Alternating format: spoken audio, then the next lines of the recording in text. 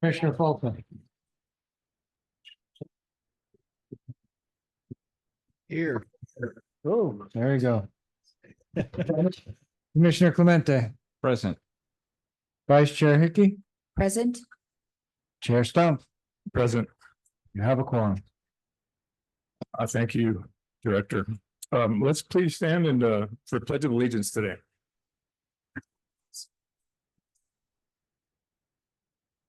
Allegiance to the flag of the United States of America and to the republic for which it stands, one nation, under God, indivisible, with liberty and justice for all.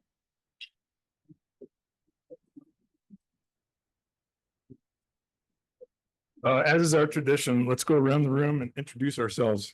Let's start with the commissioners and then the audience. Commissioner Fulford, can you start us, please?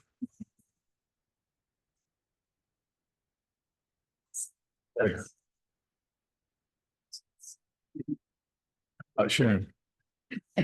Thank you. Good morning, everyone. My name is Sharon Salazar Hickey. I'm the Vice Chair of the New Mexico State Game Commission, and I am from District 4, Santa Fe, New Mexico. Nice to see you all here. Dr. Sabrina Pack, I'm from District 2, and I reside in Silver City. Commissioner Teresa Lopez, District 3, Rio Rico County, Savoy, New Mexico, where we just got pummeled by almost 2 feet of snow. Commissioner Fernando Clemente, I'm from San Juan Park, New Mexico, and happy to see the meeting here in the cruises today. And I am a large. I'm chair of the commission. We got a lot of snow as well. We had 14 inches yesterday in Santa Fe. So glad everybody got down here safe. And let's start with Commissioner Audrey in the audience. Audrey McQueen, Catherine. My name is Audrey McQueen, Catherine County Commissioner. Yeah, I'm Nelson Shirley, a Catherine County rancher.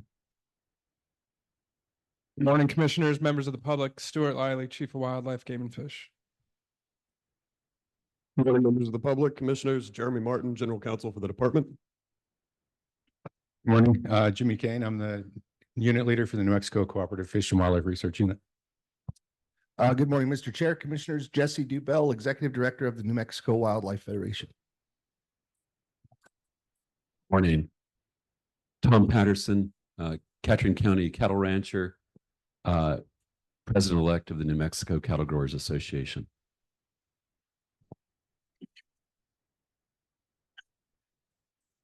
Kevin Bixby, I'm with Wildlife for All, and I'm here in Las Cruces.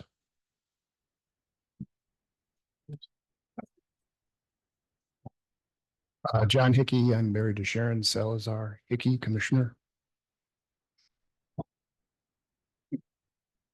I'm Brian Reagan, President of the New Mexico Farm and Livestock Bureau, and I also raise cattle in Debaca and Clay counties.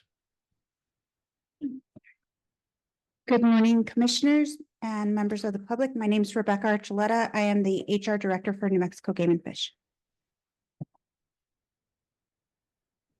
It's Logan Stoltz. I'm New Mexico Farm and Livestock Bureau staff. Good morning, commissioners. My name is Michael Robinson. I live in Pinos Altos, New Mexico, and I represent the Center for Biological Diversity. I'm Lori Costello. I'm a MD here in Las Cruces, but I'm here to talk about wolf reintroduction on item 11. Mr. Chairman, Commissioners, my name is John Cornell. I'm the president of the Doñana County Associated Sportsmen, known also as DACAS.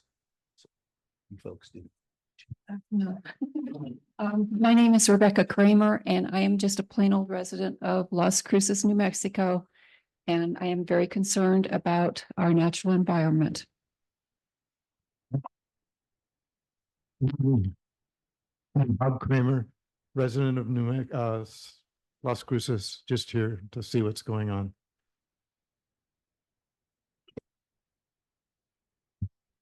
Back and just from Silver City and concerned citizen. I'm Middlestat from Silver City, a concerned citizen.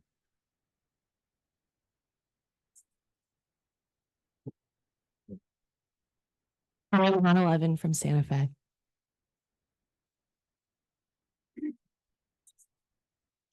Commission, members of the public, I'm James Pittman. I'm the Chief of the Information Education Division with Game and Fish.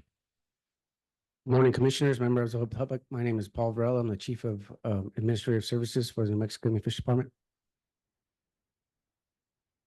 Good morning, Sean Carroll, Lieutenant out of Santa Fe over revocations. Chair, Commissioners, I'm Tim Simbal, the Colonel for Field Operations with Game and Fish. Good morning, Tristana Bickford Carroll. I'm the department's Assistant Chief of Education. Good morning, Commissioners, members of the public. My name is Colleen Payne. I'm the Southwest Public Information Specialist based out of the Las Cruces office. Good morning. My name is Lily Jaramillo. I am a student here in Las Cruces. I'm an app developer with New Mexico Game and Fish. Mr. Chairman, members of the commission, members of the public, I'm Darren Vaughn. I'm the Communications Director for the department. That seems to be everybody. Oh, we have Director Sloan. So sorry. Good morning, everyone. Mike Sloan, Director, Department of Game and Fish. I guess I have my volume down there, but I'm Greg Fulfer in Division 1 here, District 1. Thank you, Greg. Hey, good. Here's we have a few online attendees who would like to introduce themselves, and I myself am Ryan Darr, the Assistant Chief of Information for Game and Fish. I'll go back to my cave and we'll have our online folks introduce themselves. Have the guys behind the glass today. Okay, let's start online introductions with Greta Anderson. Greta, please introduce yourself. Hello, everybody. Good morning. My name is Greta Anderson. I'm the Deputy Director of Western Watersheds Project. I am a frequent visitor to New Mexico, but I live in Tucson, Arizona, and I apologize for not being able to make it in person today. This is a very important meeting. We're grateful to the Commission for accepting public comment and for this listening session with regard to Agenda Item 11. Thank you. Thank you, Greta. And next we have Caitlin Hart. Caitlin, you're open to introduce yourself. Good morning, everyone. My name is Caitlin Hart. I'm the New Mexico Resources Coordinator for the Western Landowners Alliance.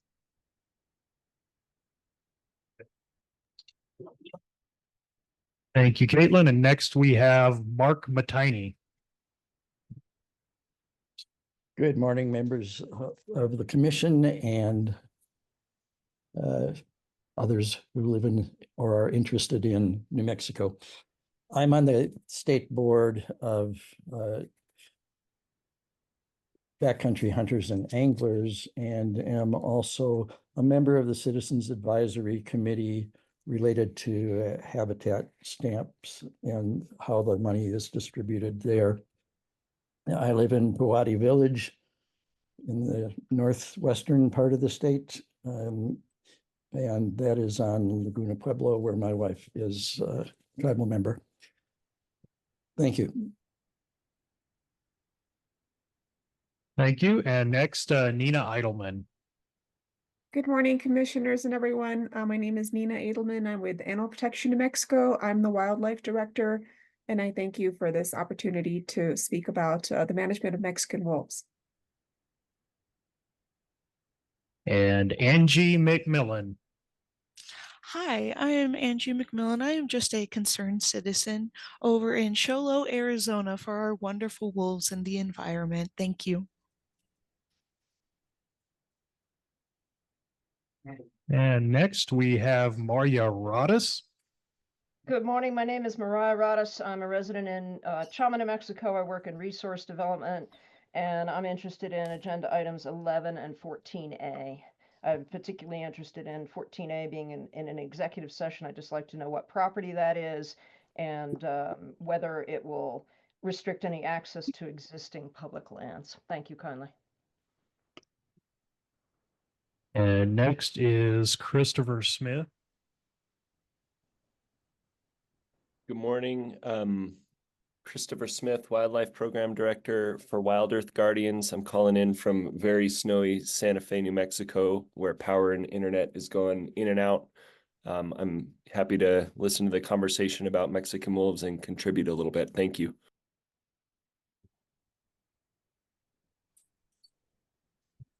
Christopher, and it looks like next we have Antoinette Reyes.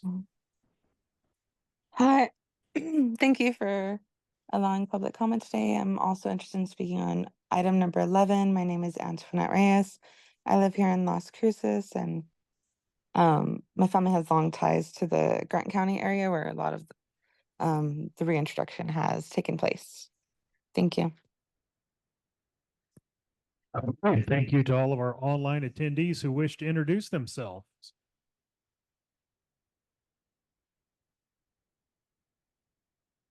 Okay, thank you, everyone. The next item on the agenda is approval of today's agenda. Commissioners, unfortunately, I have an unavoidable conflict this afternoon and will need to leave by noon.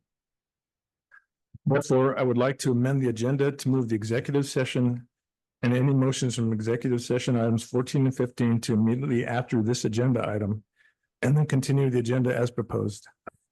Do any commissioners have any other suggested changes? Is there a motion to approve the agenda as amended?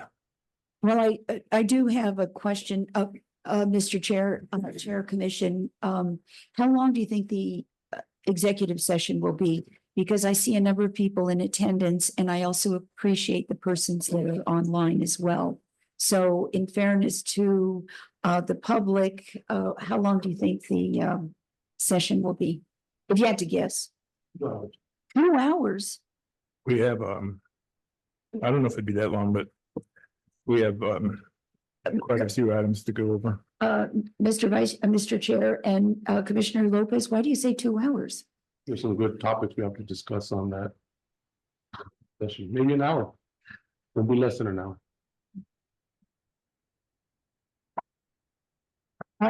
Mr. Chair, can we please agree that we will hold our executive session to an hour? It's 9:15, and let's shoot for 10:15. And if it goes past 10:30, let's adjourn that executive session and then have a continuance at another time, simply because it's a lot for our members of the public to be here. I know there's been inclement weather in northern New Mexico, and I think in fairness, we really ought to keep it to no more than an hour. We could do it in 45 minutes. I think that'd be great. Although, Mr. Chair, there was a question from the audience about the executive session and the reference to property, item A. Could you or maybe Director Sloan kind of address her issue or question? Mr. Chair, Commissioner, that property is with regards to Laguna del Campo and the ongoing discussions we've had related to its transfer. Any other item? Is the state land lease under land acquisition? We have a state land release from the state land office, hunting and fishing access to all state lands in the state, and that lease is coming due, so we need to negotiate a new lease. But that will not affect public access, because I think the concern is just being able to have access, public access. The state land office controls public access to state land, so to the extent that it allows additional access, yes. Okay, thank you. Thank you, Mr. Chair. Thank you, Commissioner King. Well, we'll do our best to get out as soon as we can. Can I have a motion to approve the agenda as amended? Well, I will move to approve the agenda. I'll make a motion to approve the agenda as amended. I'll second that motion. So moved. Mr. Chair, I think you need to call the vote on that one. Please call roll.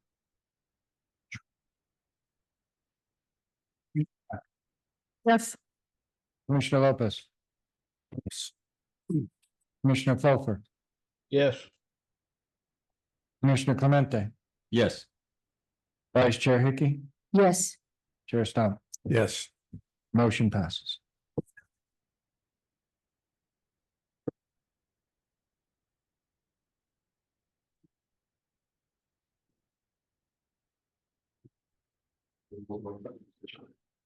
Mr. Chair, I believe you have to make a motion on the next item to go to executive session.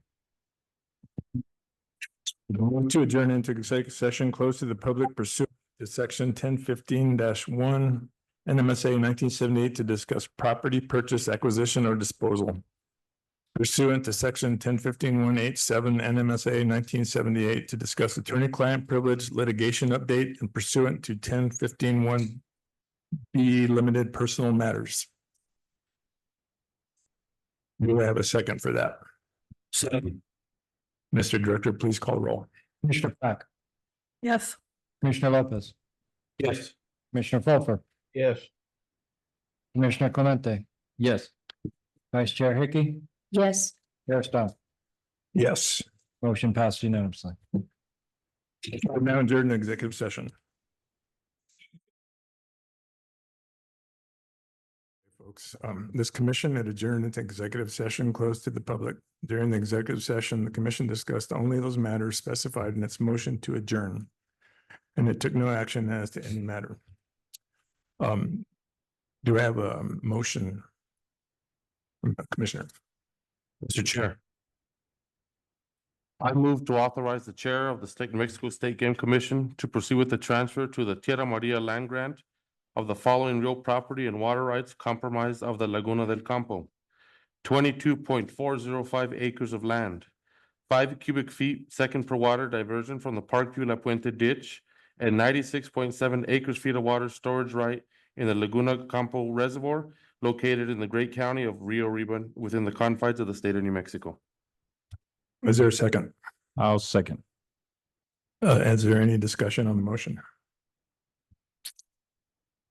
All those in favor? Say aye. Aye. Aye. Aye. Aye. Motion passes.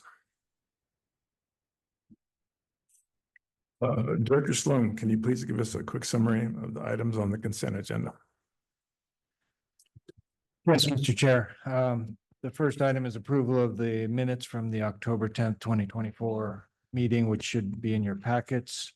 The other items are the revocation. We're notifying you that we've suspended 183 folks under the Parental Responsibility Act, 275 under the failure to pay a penalty assessment, and 4 for civil judgments. And we are requesting the revocation of 66 individuals. All of those are also in your packets. And lastly is the depredation report. That again is in your packet, I believe.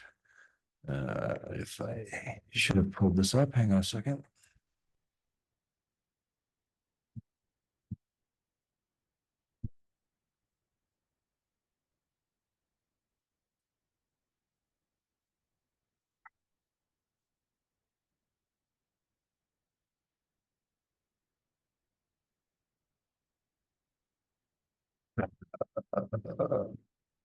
As you can see from the table,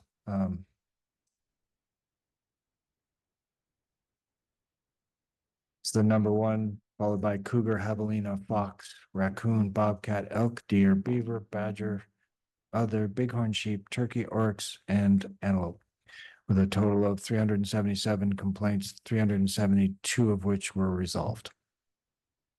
And that report is required by statute annually, so this fulfills that requirement. So that's a pretty brief summary of what's there. It's kind of standard stuff that's in your packet. If you have any questions, I'd be happy to try and answer those or get the folks that have the answers up. Any questions or comments? Mr. Chair? Yeah. Just a quick comment. Thank you to all the staff who were dealing with these complaints throughout the state. Our conservation officers with their leadership in the back.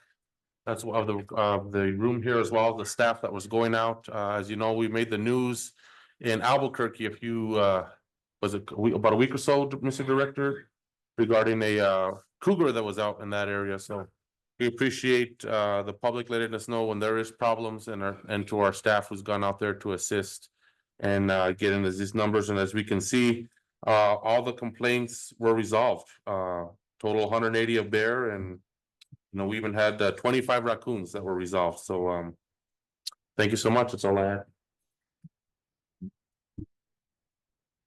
A couple that weren't unresolved. That went unresolved. What was that? Do you know? Mr. Chair, I don't know specifically, but often that's the case where they either fall across the calendar year or they didn't accept some of the resolution, or it's kind of ongoing, is more often the case than not. Okay, thank you, Director Sloan. Do I have a motion to approve the consent agenda? Mr. Vice Chair, I hereby move to approve the consent agenda, the approval of minutes from October 10th, the approval of the revocation list as presented by the department, and the annual depredation report as presented by the department, which a 98.7% completion is pretty darn good. So that is my motion. Is there a second? I'll second the motion. And yeah, all those in favor, say aye. Aye. Motion passes.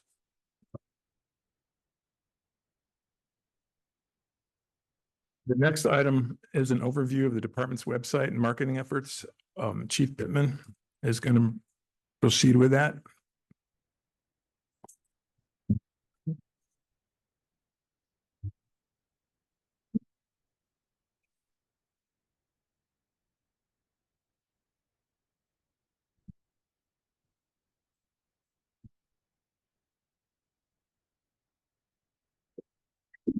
Well, good morning, Mr. Chair, members of the commission. I'm James Pittman. I'm the Chief of the Information Education Division. And today I'd like to give you just a quick overview of the department's new website, as well as some information on some ongoing marketing efforts that we have in the division. So as you know, we launched a new website earlier this year, back in July. This website was built completely in-house, thanks largely to the efforts of our web designer, Valente Meza, as well as contributions of other information and education division staff, reviewing content, creating graphics, things like that, as well as support from our IT division. This website replaced an older version that had been up since 2014. And with this new website, we were hoping to create a much more customer-friendly, easier to use format, easy to follow menus, better display of information. And we also took into consideration ADA accommodations with things like color schemes and readable text and things like that. Now, we want this project to continue. We don't want this to become a obsolete website, so we're continuing to make improvements. Thank you, Commissioner Pack, and other commissioners who have provided input on the current version of the website. One of the improvements that we are working on now is creating better landing pages for some specific programs and menu options. An example of that is the Hunter Education program there on your screen. Another improvement that we launched earlier this week is the iFish platform. So as you know, we have a weekly fishing report. Currently, that information is compiled from emails that are sent to us from anglers each week. So this new iFish platform will allow anglers to submit their catch information directly on the website via a form, which then will go to our staff in a format that is much more easily turned into a report.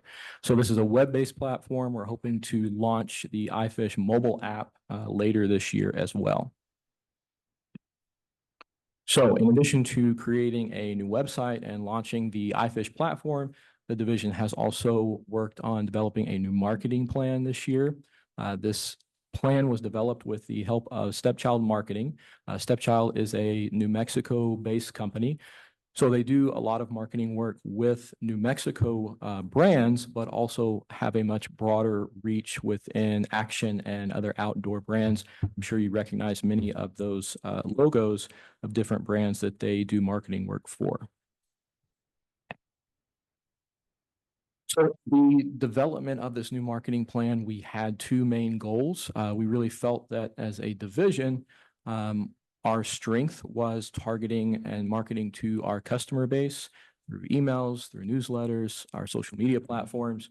But where we felt we lacked a little bit was reaching beyond that customer base to the broader New Mexico population. As you can see, hunters and anglers only make up about 16% of that total population.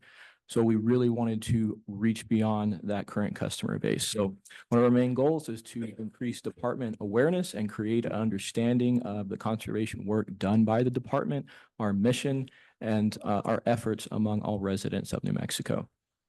So one of the ways that we're working to do this in this new marketing plan is marketing specifically to what we're calling the 3 C's. So you see those 3 C's there on your screen. So our customers, so again, those who buy hunting and fishing licenses, the community, so people who live near a wildlife urban interface, or they like to recreate in areas where we are doing conservation work, where they have interest in outdoor activities such as biking, backpacking, bird watching, things like that, but not actual hunters and anglers.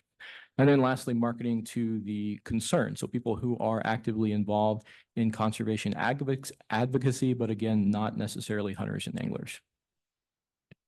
Our other main goals for this marketing plan was to bring some consistency to our efforts. We have a lot of staff within the information section that are working on marketing and outreach campaigns, whether that is our actual marketing manager, our public information specialist, or our communications director. So there's a lot of good work that's already being done, but we wanted to find a way to bring some consistency across those messaging platforms. So one of the ways that we're doing that in this new marketing plan is with what we're calling big bets. So at 3 different times throughout the year, we're focused on getting folks involved in conservation, getting them outside in nature, or getting invested in the department. In addition to those big bets, we have monthly themes, which all of our marketing efforts will focus on. You have examples there on your screen of April Bird Month, May Non-Game Conservation, and Water Month in June. So this is just a 10,000-foot overview of this new marketing plan. You have the hard copy there in front of you. It's 46 pages of really good information, so I would highly encourage you to take a look at it. Just like our website, we don't want this to be a static project where we develop a plan and throw it on a shelf. We want it to continue to develop. And so the next step in this process is a brand tracking survey.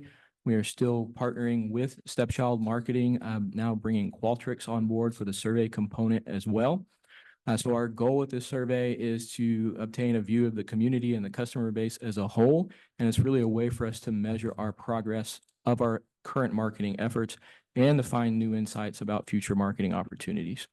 So within this survey, what we're really hoping to find is attitudes towards conservation. How do people feel towards conservation related issues? Their current activity in outdoor recreation, again, outside of hunting and fishing, things like biking, kayaking, paddleboarding, those kinds of things. Are they aware of our agency and its missions? And if they are, what are their attitudes and thoughts towards the agency? So a really exciting project. We are finishing up the survey logic and the development phase of the survey. Thank you, Dr. Pack, for your help with that. And we are moving into testing phase and hoping to have the survey actually launched and in the field before the end of the month. So we talked about the marketing plan from kind of a 10,000-foot view. So I really wanted to dive in, excuse me, and give you some examples of current marketing efforts that are underway in the division right now. One of those is our SOS, our Save Our Species campaign. This is the second year that we have worked on this campaign, and the focus is really to bring awareness and support for the Wildlife Management Division and Fisheries Management Division's efforts in the conservation of species of greatest conservation need. We're just wrapping this up. We launched the second of 2 podcasts last week. This campaign has also included a special edition newsletter focused on species of greatest conservation need, website information, social media posts, a digital marketing campaign as well, and then some stickers and swag and things like that in addition. So the next campaign that I really want you to be aware of is our hunter education campaign. So as you know, at the beginning of last year, we modified the hunter education rule where out-of-state hunter education is only accepted for hunters ages 9 and older. So we built a campaign around this rule change, around raising awareness of the hunter education program, our in-person course offerings, as well as our online courses. We also launched a fully Spanish online hunter education course back in September. And in addition to raising awareness of our current course offerings, part of the campaign is also to increase our in-person course offerings through incentivizing and encouraging our volunteer hunter education base to provide more classes this year. So a lot of information there on your screen, but I wanted to show you the breadth of this campaign from website, social media, news releases, e-blasts, and a lot of graphics and banners in our publications as well. Another campaign that I would like for you to be aware of is our Responsible Recreation campaign. We built this originally during the pandemic. As you know, during 2020, when everything shut down, people went outside. And with that, we had an increase in issues with litter, issues with ethics, and respect of other user groups. And so we developed this campaign to address that issue. We have tweaked it each year and continued to use the Responsible Recreation campaign. And one of the nice things about it is that it is very adaptable, and we can tie it into some of these larger statewide and national campaigns as well. Some examples of that is the current Breaking Bad Habits anti-litter campaign that's going on right now throughout the state, as well as past partnerships with Tread Lightly, which focus specifically on anti-litter and ethics surrounding OHV use. So speaking of partnership campaigns, there are a couple of other partnerships that we have had this year, one of which is with WAFWA, the Western Association of Fish and Wildlife Agencies. There was a push across Western states to have a central push towards non-residents coming to Western states hunting in CWD positive areas, raising awareness of the regulations in those areas with a central theme and timing of e-blasts and providing information. So we participated in that campaign, as well as a national campaign with the Recreational Boating and Fishing Foundation and TakeMeFishing.org. This is part of their Second Catch campaign, which is designed to get youth, specifically females, back out on the water and enjoying the sport of fishing. And as part of this campaign, a co-branded animated video was created, which we utilized in the department as a larger promotion to promote the Free Fishing Weekend in September. I remember we're in Aggie country here today, but one of the partnerships I wanted to talk about is with the University of New Mexico basketball team. Excuse me. So currently, New Mexico Game and Fish has the back page of all home game programs. So that's 17 home game programs at University of New Mexico basketball. That's 80,000 in-person views in addition to an online presence. So what we're doing with the back cover of that program is creating what we're calling New Mexico Wildlife All-Stars. So these are stack cards with information about different species that are found in New Mexico, with a link to more information on our website. And last but not least, we are continuing our partnership with New Mexico Magazine. The Department of Game and Fish sponsors the wildlife category of their annual photo contest, which just wrapped up, and the winners will be announced early next year. And in addition, we also have half-page ads in New Mexico Magazine, and there are some examples of those ads there on your screen. So lastly, I'd like to give a shout out to the staff of the Information Education Division. I have the honor of presenting this information to you, but it is their hard work and efforts that make these partnerships and this work happen. And with that, I'll take any questions. Anybody have any questions, comments? Mr. Chair. Well, Ms. Brittman, thank you so much. This is really cool. This is some cool, can't say that, but it's pretty cool that that the departments is further expanded their outreach. We were just talking about this in a prior meeting, and I like it. I think this is gonna put the department in a better path, get the stakeholders engaged, both consumptive and non-consumptive, and good job. Thank you. And to your staff as well. Thank you. Any comment from the public at all? James, thank you. I'll say something. I want to compliment Commissioner Peck. Chief Pittman and your team. Thank you for involving me and having me look through some of this, but it has been a pleasure to work with you and to see the strategies coming forth. So I applaud those efforts. I also think that the survey is incredibly important because we do want public input. So thank you for seeing all that to come to be. Thank you. Actually, I do have a question, Mr. Chair. And thank you again, Chief, for this presentation. I agree with what Commissioner Peck just said, that the public's input is extremely important. Do you think you could also publish on your website the results of public comment whenever we are getting something from them? I know that the department does an excellent job when we're soliciting comments for revisions to the regulations. But if you can continue that, let us see what their comments are publicly. I think they'd be interested in knowing too. Absolutely. Okay, thank you. Thank you. Thanks for all that hard work. And you're up again for the overview of the off-highway vehicle program.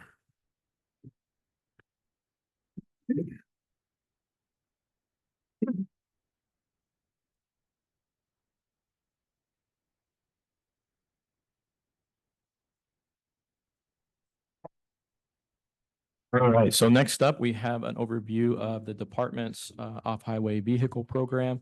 Just a little bit of information about the authority behind the program.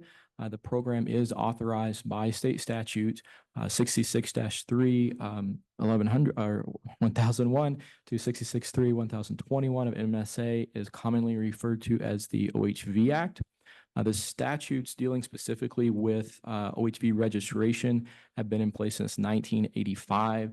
However, the OHV Act really came into existence when the statutes were overhauled in 2005. This added things like the Trail Safety Fund, safety standards, and law enforcement requirements. At this time, it was given to Department of Tourism. However, without a law enforcement branch, the statutes were amended in 2009, and authority was given to the Department of Game and Fish. In addition to state statutes, additional rules and regulations regarding OHV use in New Mexico can be found in 18.15 sections 1 through 3 of NMAC, titled Off-Highway Motor Vehicle Safety. So the program itself is comprised of 3 full-time positions, overseen by Desi Ortiz as the OHV program manager. I want to give a quick shout out to him. Hopefully you saw our press release earlier this week. Desi was recently recognized as the OHV program manager of the year by the National Off-Highway Vehicle Conservation Council, specifically recognized for his contributions to responsible OHV recreation and management here in New Mexico. So a very quite the honor there, and very much well deserved. In addition to Desi, we also have Chris Johnson, who is our OHV education coordinator. Statute authorizes the department to implement a safety training and certification program, as well as oversee the educational strategy for the entire state. And so this falls under Chris's purview, including oversight of our online courses, which see about 400 students per year, in addition to 40 to 50 in-person courses as well. In addition to Chris and Desi, we also have Tyler Twitchell, who is the OHV law enforcement coordinator. And again, statute authorizes the department to develop an overwide enforcement strategy for the entire state with cooperation of local, state, and federal enforcement agencies, specifically providing training and education materials to assist those agencies with OHV law enforcement efforts.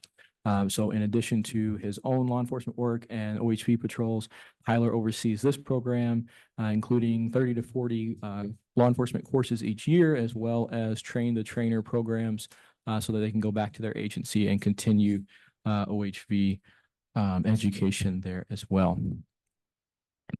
We're going to talk just a little bit about the history of licensing and registration of OHVs. I know that's come up recently with some questions on that. So prior to 2011 and 12, we did have license plates on OHVs here in New Mexico. That was phased out in that 2011-2012 timeframe. After looking into it in detail and determining that stickers were the most utilized methods for OHV registration in Western states, due to some issues that come up with license plates on OHVs. So there are no specific license plate locations on OHVs from the manufacturer. So either drilling holes or using zip ties or wire is needed. There were issues with a lot of plates being lost while off-roading due to this, or plates getting torn up, having jagged edges, or crushed and making it harder for law enforcement to read. Plates were also a greater expense for the Motor Vehicle Division to create. Statute sets that $5 of the registration fee goes to MVD for creation of these registration certificates, which we're able to do currently with the sticker system. So the act was amended in 2016 and 17 to allow for paved road use in certain jurisdictions. So if authorized by a local ordinance or the resolution of a local authority or the State Transportation Commission, OHVs can be used on paved roads authorized and owned by that entity. You can see in the map there that there are quite a few counties that do authorize on pavement use. And because of that, there is now issued a paved road use license plate. So we do have license plates back on OHVs, but only for paved road use in areas where that is authorized. A little bit about the law enforcement education program that Tyler oversees. Tyler and Desi are both conservation officers, so they do OHV patrol work. They do work with our conservation officers and our law enforcement division with other patrols and swarms and things like that. And I don't want to downplay those efforts, but I want to bring your attention to the fact that OHV law enforcement in this state is a cooperative effort, and that is what it was intended by the OHV Act. So the OHV Act specifically states that any peace officer in the state has the authority to enforce the provisions of the Act. The department's role is to, again, provide education, to provide training, resources for those agencies, to coordinate larger OHV swarms and coordination across these different agencies. One of the other ways that we provide support to various law enforcement agencies regarding OHV is our law enforcement overtime grants. So we do provide 100,000 to 150,000 annually to local, state, federal law enforcement agencies in New Mexico, specifically for OHV overtime use. We limit it to 15,000 per entity per year. So for 2024, Logan, Dibbing, and Sunland Park Police Departments, Grant, Sandoval, and Otero County Sheriff's Offices, Los Lunas Open Space Rangers, and the Carson, Cibola, Gila, Lincoln, and Santa Fe National Forests have all received funding specifically for OHV patrols. In addition to the overtime grants, we also issue education and trail safety grants, again, authorized by state statute. We typically issue somewhere between 50,000 and 125,000 in this grant program each year, depending on the number of applications we receive. We do limit the number of funds for each project to $20,000 annually. And for 2024, our grant recipients include the Region 2 Emergency Medical Services in southwestern New Mexico, specifically to do an OHV safety campaign surrounding traumatic brain injury awareness and prevention, and the importance of safety equipment when riding OHVs. The Red Rock Motorsports Club in Gallup received funding to do some upgrades and improvements to the Gallup OHV Park, including some erosion control. The Los Lunas Open Space Division received funding to obtain OHV safety equipment, both for their law enforcement officers and for their training staff at the Los Lunas training facility. The Red River Off-Road Coalition received funding to put up some barriers on some illegal trails on the Carson National Forest and redirect that traffic back to legally open trails. And Cliffhanger's Four-Wheel Drive Club of Farmington received funding to put some signage up on some recently reopened BLM OHV trails. So in addition to our two grant programs, we also have the ability to work on some larger capital projects. This funding comes specifically from the Trail Safety Fund. All of the OHV program funding is provided by the Trail Safety Fund. The funds for that come from registration, user fees, donations, things like that. So three of the projects that we're working on right now is creating an OHV safety training course at the New Mexico Game and Fish office in Santa Fe. There's currently not a training facility in the area, so creating this will allow the program to provide more courses in the future.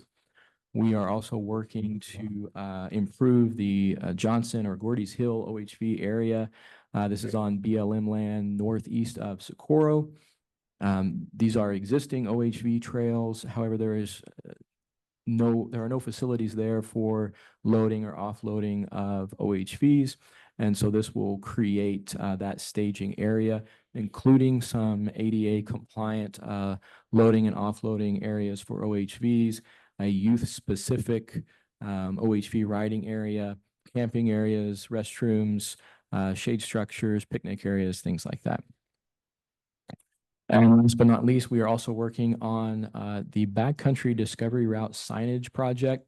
So the BDR is a national nonprofit, and they focus on creating and maintaining trails specifically for adventure and dual sport off-road motorcycles. And so this trail system in New Mexico, which you can see on your screen, spans the entire state. Was established in 2010. You can find maps of this trail system online. You can purchase maps of this trail system. However, there's no signage on the ground showing where this trail system is. Also, part of the marked trails, while they would be legally open for dual sport motorcycles, would be closed to some other OHV use due to paved road restrictions. So part of this project is to put signage out to make users aware of what is and is not legal along certain stretches of this pre-existing trail system. All right, so something else that's really exciting, we just launched this yesterday. So ridenm.org is our new website for all things OHV in New Mexico, for safety, for laws, for information on where to ride. All of our previous landing pages will now point here to this page. Our goal in creating this was to provide an easy to remember and easy to locate place with all information related to OHV in one location where it's easy to understand and find. This site is fully available in both English and Spanish. Thank you, Dr. Pack, for your efforts on this project as well. And again, we're trying not to let this be the end of the project. We're trying to continue to advance it and move it forward. One of the things we're working on now is an interactive map showing all open OHV trails and locations where you can go ride in New Mexico. So with the launch of this new website, we have also developed a marketing campaign that we are currently launching to both promote ridenm.org as well as OHV ethics and safety information as well. As part of this marketing effort, we've created 2 new videos that can be used on social media and the website, as well as a digital marketing campaign that we're launching. In addition, new rack cards, new brochures have been created in both English and Spanish, again, with information about Ride NM, OHV safety information and ethics, in addition to an OHV newsletter. So a lot of exciting things happening in the OHV program. Again, a very dedicated and hardworking team that you should be very proud of. Thank you. Thank you, James. That was great. I know we have a public comment online. Mr. Chair, I have a question before we go online. Mr. Come back to you. Sorry, okay. Yeah, I was gonna have the public comment and then come back to my commissioners. On this particular presentation. Okay. Okay. Okay. Well, thank you. We do have one online public comment from Mark Matini. Mark, you have the floor. Thank you. And this will be very brief. To help encourage sportsmen and public land users to continue our long-standing tradition of policing our own ranks, BHA offers a reward of up to $500 for reports or information leading to citation for illegal motorized use. The project has been in place for some years. The project name is BHA New Mexico's Illegal Motorized Use Program. And I have lots more information, but people can contact me or anybody else in BHA for more information. Thank you. Thank you. Commissioners, anybody else in the audience? Commissioners, do you have any comments or questions? Mr. Chair, I do have some comments. I want to say thank you very much, Chief. You did an excellent job, you and the team, in putting this together. It's very good.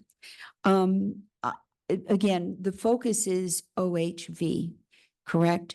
So that when we look at those maps, those trails, if you could go back several slides. I want to keep going. Stop right there. So you can download the GPS tracks at the bottom, and they're very sophisticated. I like that.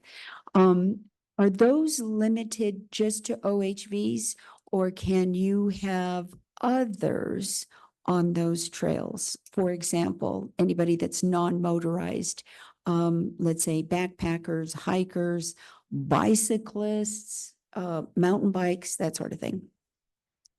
Yes, Chair Stump, Commissioner Salazar Hickey. Yes, so this trail system was not built by BDR. They use existing trails. So portions of that trail system that you see on your screen, they try, because they're backcountry focused, they try to utilize as many existing backcountry trails as possible, but there are paved portions as well, since their main focus is dual sport off-highway motorcycles. So these are existing trails that are for a variety of uses, and also paved highways as well. Thank you, sir. So in follow-up to that, let me give you an example. My husband and I like to bike. Road bikes, cross country, road bikes, but we love to hike. We're big on walking across New Mexico. I can use that trail, those trails and those guides. Is that correct? Yes, most of those are Forest Service trails, and so any restrictions on those trails would be by the Forest Service. Okay, and then last question, and then I'll pass it back to the other commissioners. The question that was asked by the public just a few minutes ago was a great question about illegal use. But I would also throw out a related question to you, and that is about safety in terms of injuries or accidents that occur. Do you monitor that as well on? We do have safety awareness campaigns and provide safety information. By state statute, riders under the age of 18 must wear goggles and helmets, and then all paved road users must wear goggles. So we provide that at our safety trainings, we provide safety equipment, and we do courses and provide that information to the public.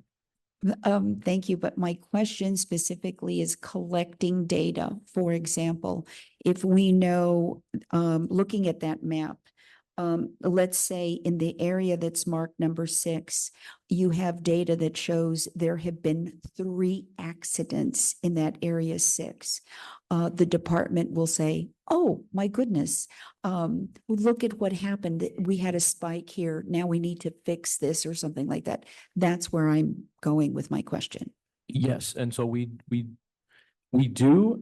It's not I think as formal as what you're asking. So we don't have a database of OHV injuries.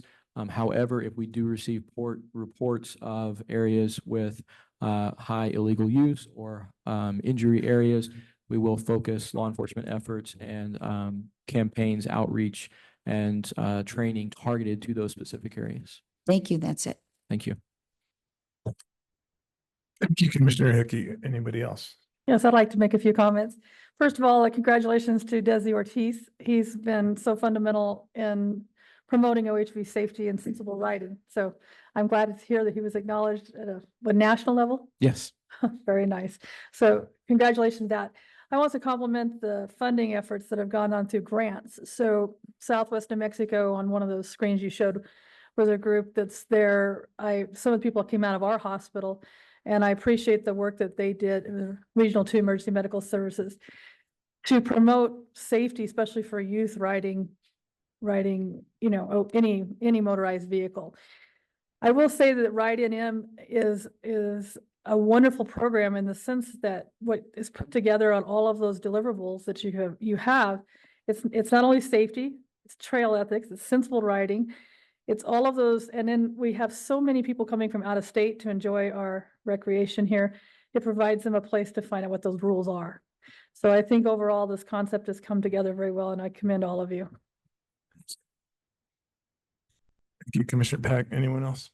I have a comment and a question. The comment first is congratulations on this. I did got phone calls, believe it or not, by the city of Sunland Park, telling me on the ground that the police department got on training for OHVs, and thank you for that. And another thing, my question is, so you mentioned that there is a sticker that is for on road, that some OHVs can be written on roads. Now, that sticker, does it provide, my understanding is if the roads are 55 miles and lower, correct? Well, and if they're authorized by the local governing authority. So not all, it is not when you receive that license plate that says paved road use, it is not for all paved roads in New Mexico. Correct. So that was my question. If the municipality has to adopt a resolution to be able to be accessible. It's absolutely, and we do have that the map that's on your screen, in addition to a list of villages and cities that do allow OHV use within city limits, in addition to the county map there on your screen. But yes, it is not a blanket paved road use authorization. Okay, I wanted to put it out there because some comments was mentioned on that regards. And that's all what I have. Thank you. Sure, Clement there. Sergio. Once again, Chief Pittman, great work, good stuff happening in your division. I do have one question. I walked in because I had to take a phone call regarding childcare. And I think Commissioner or Vice Chair Salazar-Hickey was talking about injuries. I guess you guys, and when I came in, you said you guys do not have access to an injury database, correct? We do not maintain an injury database within the OHV program. Okay. Just if you guys needed data, have you guys reached out to Department of Health to have access to NMStar database for EMS that would classify if an accident, hopefully we don't have much of these anymore, but accidents are happening and will happen.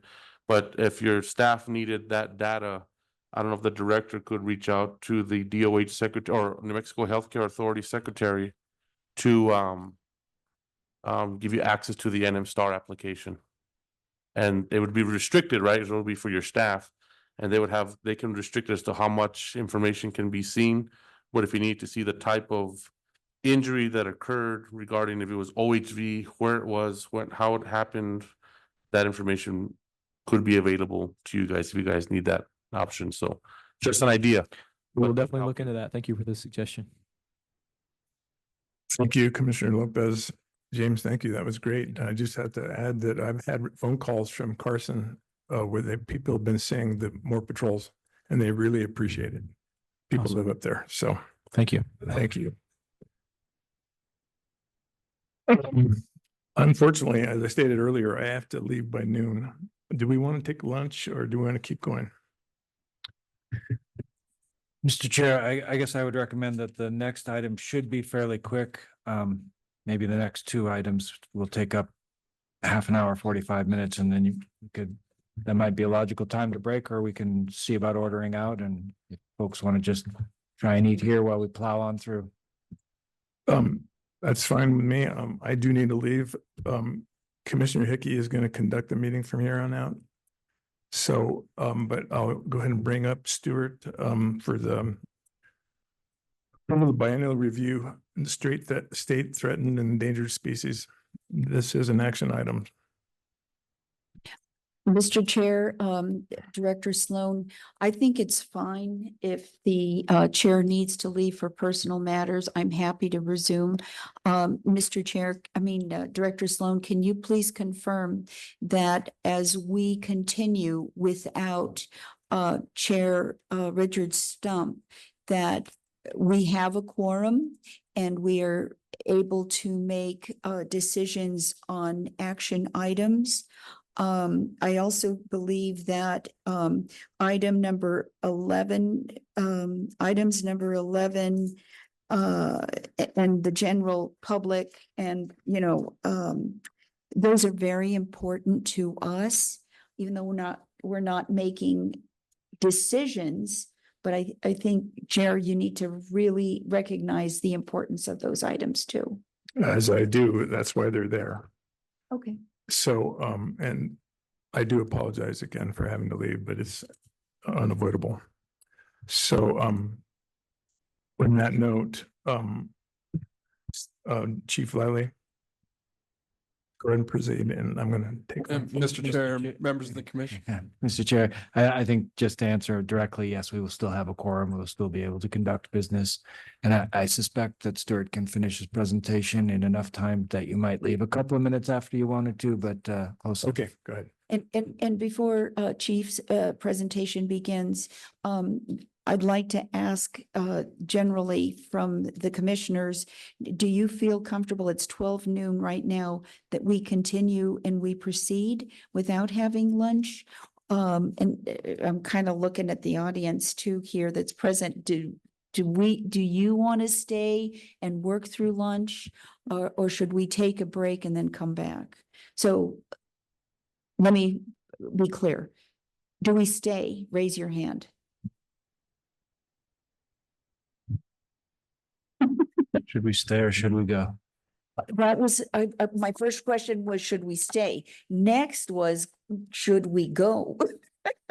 Okay, next question, should we go? Take a break for lunch, like half an hour. Stay.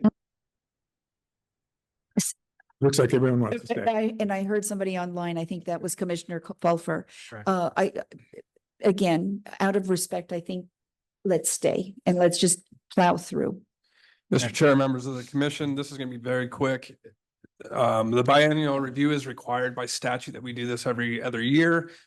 We started this process back in March, if you'll remember, in April, opened it up. We started drafting the species reports for every threatened and endangered species listed under the state threatened and endangered species list. We opened that for 90-day public comment in March. We received one comment during that period. That comment was asked for an uplisting. That species is not listed separately, so we did not uplist that species. We then, in August presented you all the draft of the department's draft biennial report, put that online for the statutory requirement of the 14-day comment period. We did receive one comment during that 14 days from one single entity, but it asked for multiple uplistings. So from going from threatened to endangered. We took those comments, and individual species biologists looked at those comments to see if it warranted an uplisting request. We felt that none of those required uplisting at the time. So your draft biennial review is the same as the final that we are asking for approval. We did address those comments specifically in the executive summary section. So if you have read that, you'll see that we addressed the individual comments and why we did not recommend an uplisting as commented on. And with that, I'd stand for any questions. Here's the list of threatened and endangered species broken out by taxa. And with that, I would take any questions you would have.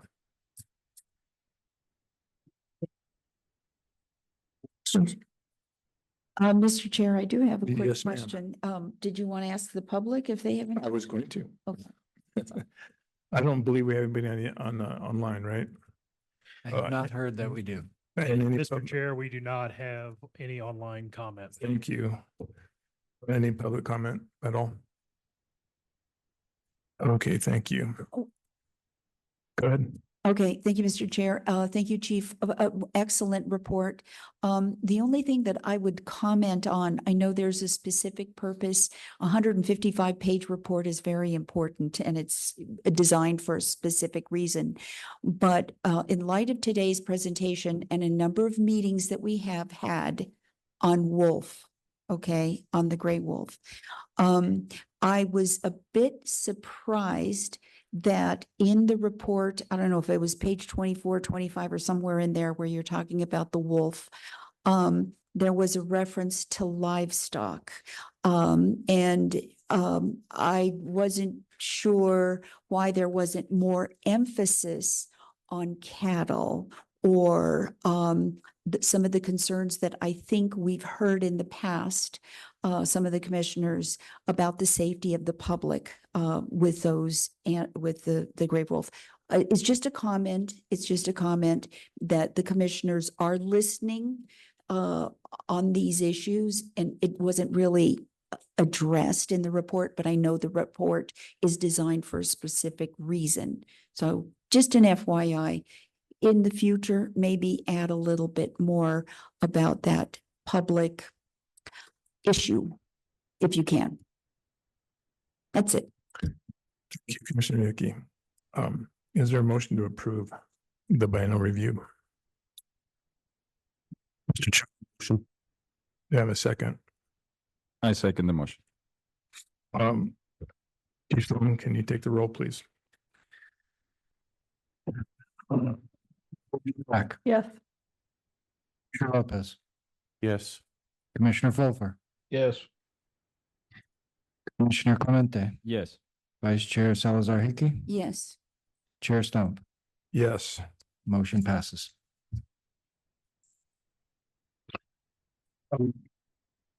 Chief Stewart. Let you take this over. Thank you, Mr. Chair. Okay, Good thank luck you. and Thank drive safely. The roads are, getting north. Okay, thank you. Is Dr. James Kane here? Hi. Good afternoon. Hi, good afternoon. So my name is Jimmy Kane. I'm the unit leader for the New Mexico Cooperative Fish and Wildlife Research Unit. And Chief Liley asked me to come give a presentation about the relationship that we have with Department of Game and Fish. And so I'm going to do that. A lot of it's going to be from my perspective, working with the state over the last 15 years. So I'm going to summarize some of our past projects really briefly. I'm not going to go into great detail. I'm going to talk a little bit about some of the current work that we've got going on, and then about half the talk is going to be some of the results from the elk project that we've recently finished up the field work and are still working on the data analysis. So, all right. So for those of you that don't know, the cooperative research units are in the U.S. Geological Survey in the Department of the Interior. They're started in 1935 at Iowa State University. And they're now in almost every land grant university across the country. So this is where all the units are. There's a unit that's being put into at Purdue University in Indiana. So there's gonna be another unit in Indiana. Most recently, besides that, there's a new one that was created in Michigan and then one in Nevada as well. So we're all over the country, typically 3 to 4 unit scientists. Depending on where you're at, you could be 2 fisheries scientists, 1 wildlife, or vice versa, depending on what the needs of the state are. But our mission is basically to do research. And so a lot of our research is driven by the needs of our cooperators. This is New Mexico Co-op unit. These are our cooperators. That would include the university, Fish and Wildlife Service, and the state agency. You can have a similar situation in almost every co-op unit across the country, where the main cooperators are going to be the state agency. And so we also provide technical assistance and then research. So we integrate graduate students into all of our research programs, or almost all of our research. And so we're educating students. These are also some of the students that end up getting hired by state agencies. A couple of my former students work for the Department of Game and Fish now. And all of this kind of integrates together. And so that's kind of our role, but we're based at the university, we're federal scientists, and we're here to help the states with whatever research and technical assistance needs they might have. So this is the New Mexico unit. So it's basically me. We've got a program coordinator who keeps us all in line, Alicia Montoya. And then we have Dr. Casey Pregler, who's the assistant unit leader for fisheries, and Dr. Abigail Lawson, who's the assistant unit leader for wildlife. And the primary goals of the research unit program are to provide relevant information for wildlife management agencies. Right. And we do this because we want to assist in the development of science-based management plans and contribute science to the decision-making process. For my personal research program, a lot of my work is looking at habitat selection, particularly with an emphasis on large mammals. I also assess common on-the-ground wildlife and land management practices, and we can get into some of those in some of these projects I'll give you an example of, looking at both what their impact is and also are they working the way that they're intended. And then a lot of my work goes into estimating population vital rates or demography, and that information is typically utilized in some capacity for the management of game species. And then I also do some research with interspecific interactions, so predator-prey interactions, competition, things like that, and how those influence how animals use their environment as well as demographic rates. So I'm going to go through a list of projects. It's not an expansive list of all the projects I've done over the years for the state.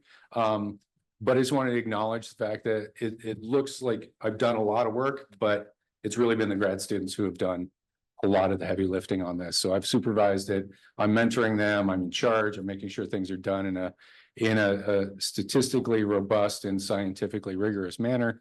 But I want to acknowledge that these students are spending a tremendous amount of time in the field collecting this data. And this is the group of my current graduate students that are working on various projects across the state. And then just a few of the cohorts of previous students I've had over the years since I got to the unit in 2010. Like I mentioned, there's at least 3 or 4 students that I've worked with in the past that now work for Game and Fish. So you might recognize this kid up here in the center. Pretty mustache. So just kind of a brief overview of this is kind of really focused on my work that I've done with the unit. So one of the earliest projects I did or we tried to do was looking at calf survival in what was called the Blue Range Wolf Recovery Area at the time.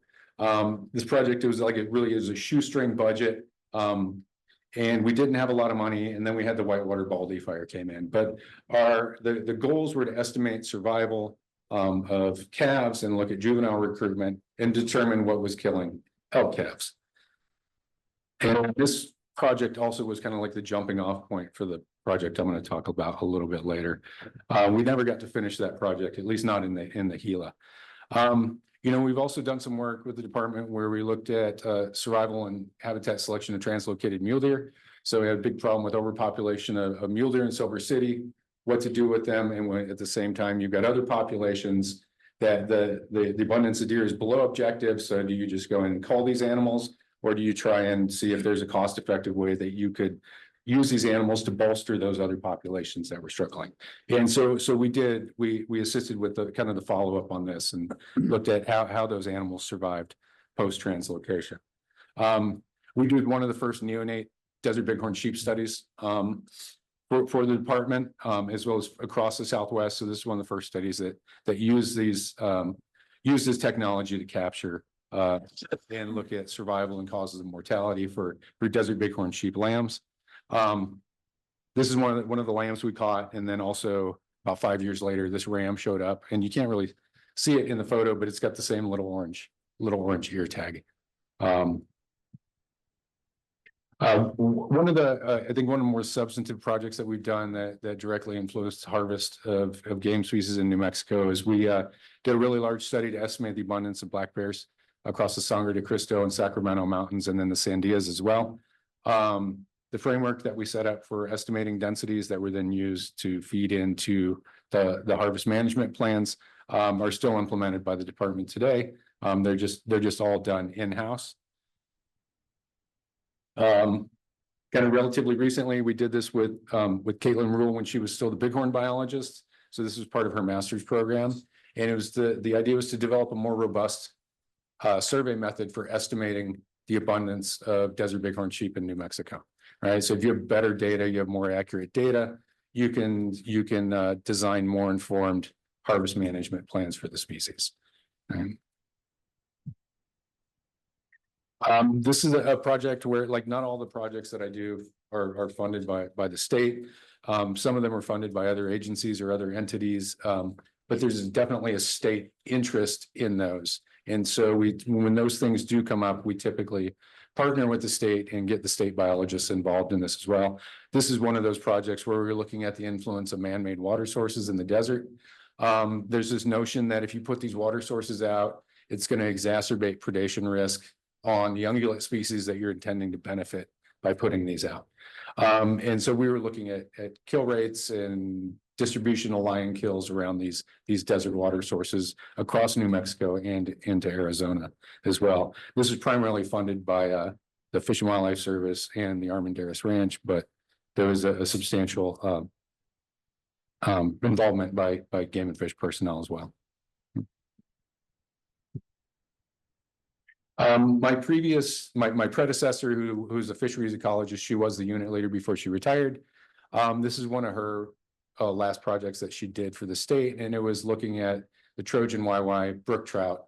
And looking at the goal is to shift sex ratios so that non-native species essentially eliminate themselves from these systems where we want to reintroduce or where we want to give native cutthroat a leg up. And before this can be used, we really needed to look at how are these things surviving? If they are surviving, do they have good growth rates, and what's their reproduction? And so this is one of the projects that she worked on, and it wrapped up about 2 years ago. So some ongoing projects. So some of the AUL projects there, Dr. Lawson's been in the unit for about 4 years now. Dr. Pregler's been in there for about 1.5 years. And so this is some of the projects that Dr. Lawson has where she's got engagement with Game and Fish. And so one of the projects is to evaluate the demographic outcomes of a whitetail ptarmigan reintroduction. So looking at space use, habitat suitability, modeling habitat suitability, and looking at survival of those translocated birds that were brought down from Colorado. She's also looking at comparing diet composition and nutritional content of the areas where they're being reintroduced compared to the areas up in Colorado where the birds are sourced from.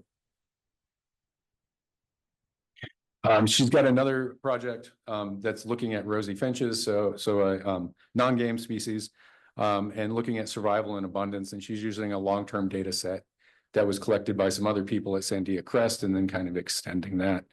Also trying to look at breeding area origin using stable isotopes and things like that. So she's got a lot of partners on this project, including Department of Game and Fish, as well as the Fish and Wildlife Service and the Tracy Aviary. So this project's ongoing. Dr. Pregler is a fisheries ecologist and a geneticist. And so she started about a year and a half ago, and she's got a couple projects that are already going with the department. So one of them is she's evaluating the Gila trout outcrossing experiment in the Whitewater watershed. So there was several different lineages of Gila trout were placed together. And so she's going back in now and trying to see, are there certain lineages that were more successful? What's the outcome of those outcrossing? What kind of growth rates do you get? What kind of survival rates do you get? And how successful this is over time. This is going to hopefully inform future translocation and reintroduction efforts for Gila trout by the department. She's also looking at genetics of Pecos pupfish. So she's trying to characterize genetic structure and look at potential hybridization. And of course, this should help New Mexico Department of Game and Fish determine the best source populations for future translocations, as well as to develop a genetic monitoring program. And then lastly, she's developing a genetic panel for brown trout. So you've got the YY brook trout that they've developed, where they're trying to develop YY brown trout for the same reason, to help manage non-native populations of brown trout when they're causing problems for native species, or when they're occupying watersheds or drainages where there might be an interest in reintroducing native cutthroat. And so this is kind of the basic step that you need. You need to have this genetic panel that actually identifies these fish. And so she's starting recently to work on this. Some of my ongoing projects, we're going to be wrapping up this project this year, and we're looking at identifying and characterizing habitat conditions for migratory ungulates in northern New Mexico. And so what we want to do is not only map the locations, but identify those stopovers that they use along their migration routes and characterize the habitat conditions in those routes. And the idea being is that there's a lot of vegetation treatments and wildfire mitigation that's going on in the landscape. And if there are certain characteristics that might benefit, say, mule deer or elk at stopovers, if those could be rolled into other habitat treatments, you can kind of get, the most bang for your money. They can mitigate wildfire, but they could also improve conditions either on the winter range or along the migration routes for these species. So that's kind of the goal of that project. We've got a larger project where I've got a GIS analyst that's supported by both the Game and Fish, as well as the USGS is supporting their salary as well. And his job is basically just to map these migration corridors, stopover locations, and seasonal ranges. He's also kind of extended his duties to really look at barrier analysis on movements to try and identify those areas where species like pronghorn, maybe they're not doing well with certain fences. And if you can identify the fence segments that are causing problems, it's fairly easy to go in and modify those and mitigate the negative effects, and allows more free use of the landscape by pronghorn. We've got a large project down in the oil fields in southeastern New Mexico. So BLM permitted a 16-mile overland conveyor belt system to move sand from a quarry down near Kermit, Texas, up into the oil fields. And the idea behind this, I believe, was to reduce the sand truck traffic on a lot of those roads. And I'm sure there's a huge economic benefit. I'm assuming somebody at their company did the math and decided that this was an economically viable thing to do. So BLM and Game and Fish wanted to know, okay, what's the impact of this conveyor belt? And this is not the conveyor belt there, but it's a similar conveyor belt. This one's actually in Australia. But as you can imagine, a structure like this might have a pretty strong impact on the ability of mule deer to move across the landscape. And so we collared a bunch of mule deer in the area pre-construction. We continue to monitor them during construction. And then construction should wrap up in the first quarter of next year. And we're trying to extend the project so we get a year's worth of data post-construction, so we can see if how it's influencing their movements. And then there's also going to be some mitigation structures because it occurs on BLM land. There's a lot of permittees, and so there's a lot of road access that needs to be maintained. And so you can't just build this across roads. So they're going to have it go higher over roads so you can drive underneath it. And the assumption is that mule deer are going to use those areas to cross as well. And so we'll actually have the data to see if they are in fact using those areas to cross underneath this conveyor belt. And this project is entirely funded by the Atlas Sand Company, so the company that's building this conveyor. We also got some recent work with BLM in the southwestern part of the state. So these species, these pronghorn populations are non-migratory, but their ability to utilize the landscape, particularly during the monsoon season, is really critical to their ability to successfully raise fawns. So if they're blocked by sheep fences, or if they're blocked by non-wildlife friendly barbed wire fences, then if it rains, you know, a couple pastures over and they can't access it, it could have consequences for fawn survival, particularly during drought periods. And so we're really just looking at their movements and again, trying to identify these areas where we can mitigate the effects of fences. So just modify the fences that allow pronghorn to go underneath them. Cattlemen can still maintain, you know, management of their herds in their pastures. And one of the really large projects I've had with the Forest Service, this has been going on since 2012, up in the Jemez Mountains, so around the Valles Caldera. We were looking at how forest restoration treatments, so thinning and prescribed burning, influence large mammals. So they're looking at basically a whole suite of species, everything from aquatic invertebrates to birds. I'm just doing the large mammal portion of this. And so we're looking at how there are changes in forage conditions associated with these treatments, as well as how these large mammals respond to them. Right after we started the project, the Las Conchas fire happened. And so we had to shift gears a little bit. And so wildfire is now part of the kind of unplanned treatments that we're evaluating how these large mammals are responding to. And this has a lot of implications for a lot of the habitat work that's funded by Game and Fish as well. So we can learn some lessons here and apply those lessons in other situations. All right, and then lastly, we've got a really large project looking at elk demography, movements, and habitat selection in the Mexican wolf recovery area in Arizona and New Mexico. All right, and so our objectives were to estimate seasonal and annual cause-specific mortality rates for both neonates as well as for adult females. We wanted to look at survival rates, both seasonal and annual survival rates for calves and adult females. And then we wanted to look at estimating kill rates and prey composition of Mexican wolves.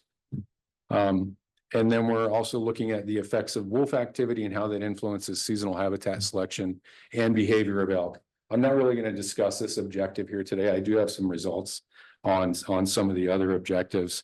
And then lastly, we're going to take all this demographic data and do some population modeling and some scenario building to see how some potential management strategies could be designed around this data. And I'll get into that in a little bit. All right, so here's the population growth curve for known Mexican wolves. So these are basically the raw counts from the Fish and Wildlife Service. And you can see starting in about 2009, the population started an upward trend. And that gray bar there are the years that are covered by the field data collection for our study. So you see it's still increasing, but we're capturing it on a definite upswing. And so from February to May 2023, we captured elk across a gradient of known Mexican wolf home ranges in both Arizona and New Mexico. And so we ended up catching 897 adult females and fitted them with GPS collars. They collected a location every 4 hours, and there's a 6-hour mortality sensor on those collars. Over the 4 years of the 4 calving seasons that we were out there, we captured and fitted 800 elk calves with either VHF ear tags or a combination of ear tags and GPS and expandable GPS collars to monitor survival and cause-specific mortality. And then at the time, about 60% of the known wolf population was collared with at least 1 collar per pack. And we were able to utilize that data to look at Mexican wolf kill rates, which I'll get into here in a second. And so here are the Mexican wolf home ranges. You can see they get darker as you go further back in time. And so with these data were provided by the Fish and Wildlife Service, and then the black dots are basically just the areas where we captured the adult female elk. And so initially you can see that northeastern part of the study area. Back in 2019, there was no known wolf packs there, at least they weren't documented yet. And then as we moved along in the study, that area became more occupied. So the distribution expanded for Mexican wolves during our study. But we tried to get a good mix of areas and animals with high densities of wolves, kind of moderate densities, and then areas with low to no known wolves. And so if we look at adult survival, so this survival has, there are two curves here. So the red one, basically we excluded any mortalities that were due to anthropogenic activity. So we removed a few road kills, but most of that is going to be hunter harvest. So legal cow harvest for the most part. And so if you remove that, we've got really high survival rates of adult females, but when you add the hunter harvest back in, it's about what you would expect. You're getting a substantial difference between the when you exclude hunter harvest and when you include hunter harvest. But when you look at cause-specific mortality rates, again, it shows up as the primary cause of mortality for our collared animals was hunter harvest across both states. And so you can see here on the far left side, the anthropogenic mortality. And then this is broken up by, we took all the wolf home ranges and then we classified those areas as either having low wolf density or no wolves. And then we partition that from moderate to high wolves. So we kind of tried to separate that out because of the way we captured animals. If you're capturing cow elk in areas with no wolves, then you wouldn't expect them to get killed by wolves, right? But there's hunter harvest, there's lion predation all across the entire study area. And then if we remove that anthropogenic mortality, this is what it looks like. And so there's mountain lion mortality and Mexican wolf. Cause-specific mortality were the highest in the high wolf area, and then of course in the low wolf area, mountain lion harvest was pretty consistent as being one of the higher causes of mortality. And this is for adult females. And again, if you look at survival rates, though, there's not really a huge difference in adult survival overall between where you have a lot of Mexican wolves and where you don't. And a lot of this is because the other sources of mortality were pretty equal across the entire study area. So you've got hunters and you've got lions across the study area. We're getting a different story with calf survival. So the calf survival here, there wasn't really a substantial hunter harvest or anthropogenic mortality, but there was a big difference between summer and winter. And these are some of the first survival estimates, first year winter survival estimates for elk calves in the Southwest. And so you can see calf survival was fairly low, 25 to 30% or below for most of the years during the summer. So this is from the time they're born till they hit that first winter. But if they made it to winter, they actually had fairly high overwinter survival. So upwards of about 75%. But if you look at cause-specific mortality, if you're looking at the low to no wolf, which are the solid lines, and you compare those across within each different cause, there's not really a whole lot of difference, say in the felid predation, which is mountain lions. We had a couple bobcats, but so they were lumped in with lions as well. But when you look at the cause-specific mortality due to wolves in the high to moderate wolf density areas, it's substantially higher as you would expect than in the low to no wolf area for calves. And so these differences are a lot greater for elk calves than they are for adults, at least for our collared animals.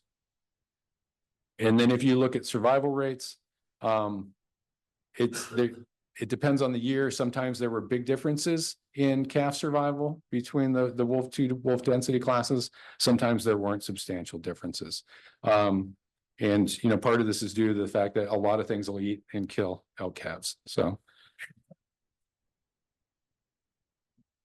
And then here we have just the winter survival. It's fairly high and there was no real difference. So there were big differences in some of the years for that summer calf survival, depending on whether you're in a high wolf area or a low to no wolf area.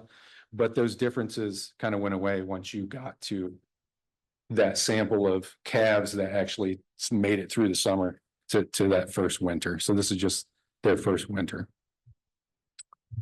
All right, and so part of the reason we got such low effects or differences in cause-specific mortality for adult female elk during our study even though we had 800 animals, there's literally tens of thousands of elk across both states, right? So it sounds like a lot, but it's basically the probability of our collared animal being killed by a wolf is actually going to be pretty low, even though we collared almost 1,000 cow elk.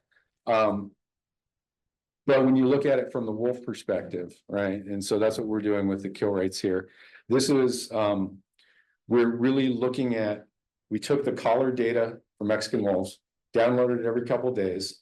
Any place you had, we changed the GPS frequency, so it was collecting a location every hour during the summer, every 2 hours during the winter. So any place you had a cluster, basically multiple positions together, which indicated that the wolves stayed in that place for an extended period of time, we went in and evaluated those. And we monitored 36 wolves over 25 packs across the 4 years of the study. We tried to avoid those packs that were being supplementally fed.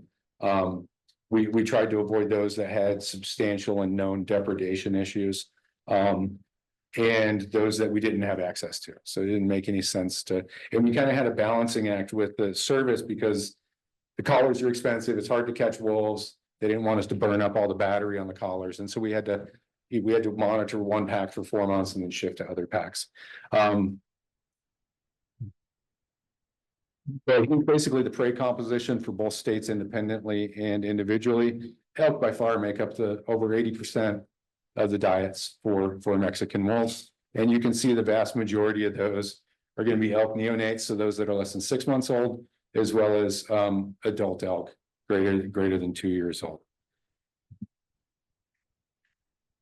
Deer in our study area only made up about 8% of the prey composition at these kill sites. And I don't know if I mentioned this, but we evaluated over 4,000 clusters over 4 years. We went and visited in the field. And so if we look at the kill rates, and so in the middle here, we've got summer, and these orange bars are the kill rates, the gray bars are scavenging events. And so it's basically the number of kills or the number of scavenges per week, per pack, for these different seasons. And just, you can see kill rates were substantially higher in the summer. So this is the numeric kill rate. So this is the number of ungulates killed per week, per pack. So you're looking at almost 2 during the summer, and that drops down to 1 in the winter. But we found a substantial number of scavenging events associated with hunter harvest, so gut piles, animals that were quartered, had just the rib cages and the spines were left out in the field. We're getting a lot of wolf clusters at those. And so we separated out that period of time when there were active hunts going on. And you can see during that time, at least for the animals that we were monitoring, they were capitalizing on those, which you would expect, right? So it's a free source of food. And then the lower graphs really are they're biomass adjusted kill rates. So it's basically in kilograms of ungulate per week per wolf. And you can see there's really no difference in the summer and winter. And that has to do with the numeric kill rates. In the summer, they were killing a lot of really small elk. So they're killing a bunch of calves, and then they shifted over to the larger animals during the winter. So the biomass kill rate stayed the same, but numerically they're killing more elk during the summer season. Again, here's just the number of scavenging events we found, and you can see the spike. They jump up there during archery season, and then into muzzleloader season. Then there's another peak in December when the cow harvest starts.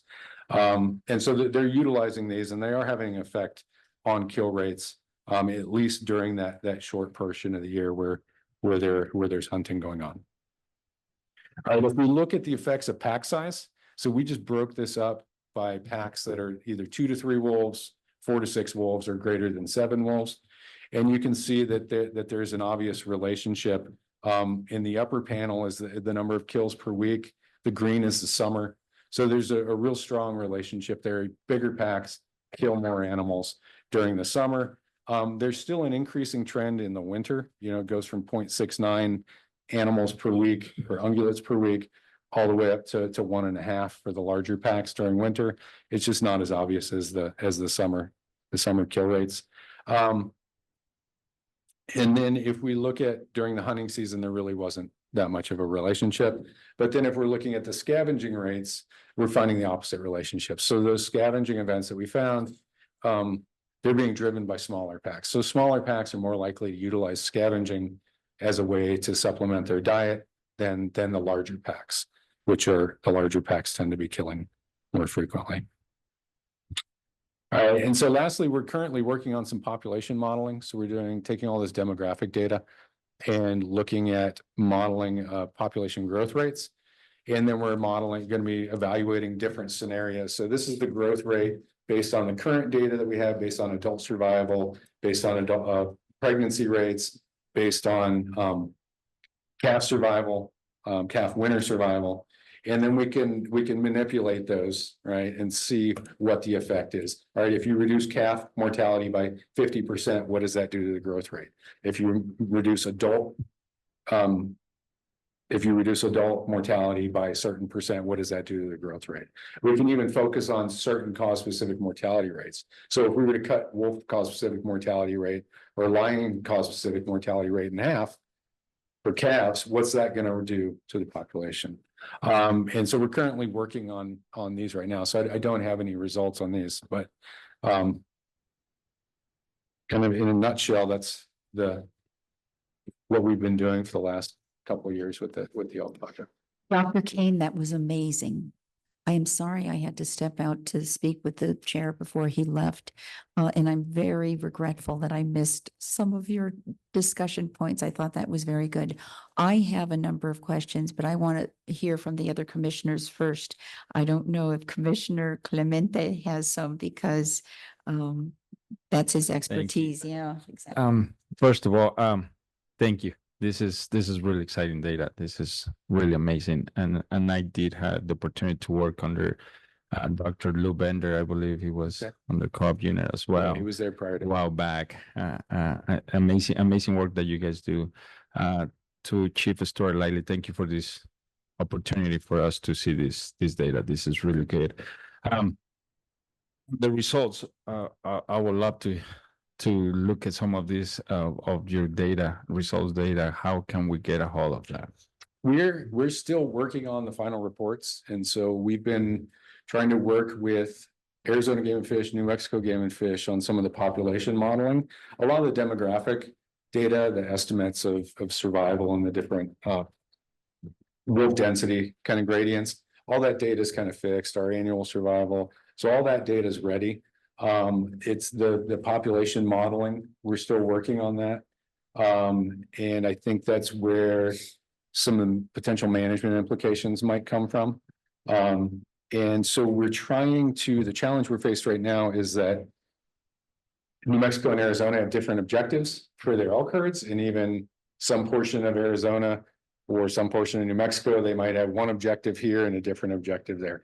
And so we're trying to design these scenarios that we're then using in the population modeling so that they're going to be useful for each state. And so we've been having a lot of coordination meetings and running population scenarios and then kind of revisiting. But right now, I anticipate this summer, all the final reports will be done. But the staff at Game and Fish have these preliminary data in hand already. I would like to see the mule deer results as well, the relocation of mule deer. I'm assuming those department. Oh yeah, those have been published and you got that. It was 70%. Okay. What number was survival rate? So it was actually really good. It was what? Substantially higher than if they had just been called. Correct. Okay. And one more question: how long is the convergent belt? The 16 miles. 16 miles. 16 miles, and it runs all along. Runs from Kermit, which is just straight south from Jaw, and it comes up into New Mexico and basically kind of snakes its way right at kind of parallel with the border for about 16 miles. And then they've got a depot that they're using there, where they're going to pick up the sand and then eliminate all the truck traffic going back and forth on that road between Jaw and Kermit, I think. So a lot of traffic through there to maintain. Yeah, so we collared about 97 mule deer. By far our largest cause of mortality out there are vehicle collisions. So almost all of our dead deer found on the side of the road. So there's a lot of way to traffic. Thank you. Sure. Thank you for the great presentation, sir. I have a question. Can you go back to the slide where you showed the mortality rate of cattle and ungulates and different species? Yeah. This one? That one right there. Yep. So on cattle, you're only showing only 20. These are only the confirmed kills of the packs that we were monitoring. This is not like the total number of cows killed by Mexican wolves at all. So when we were monitoring packs, when my students or my crew went out to a GPS cluster, if it was a cow, they notified the Fish and Wildlife Service, they notified the permittee, they didn't touch anything, they walked away. These were the data that were given to us by Wildlife Services later that were classified by Wildlife Services as kills.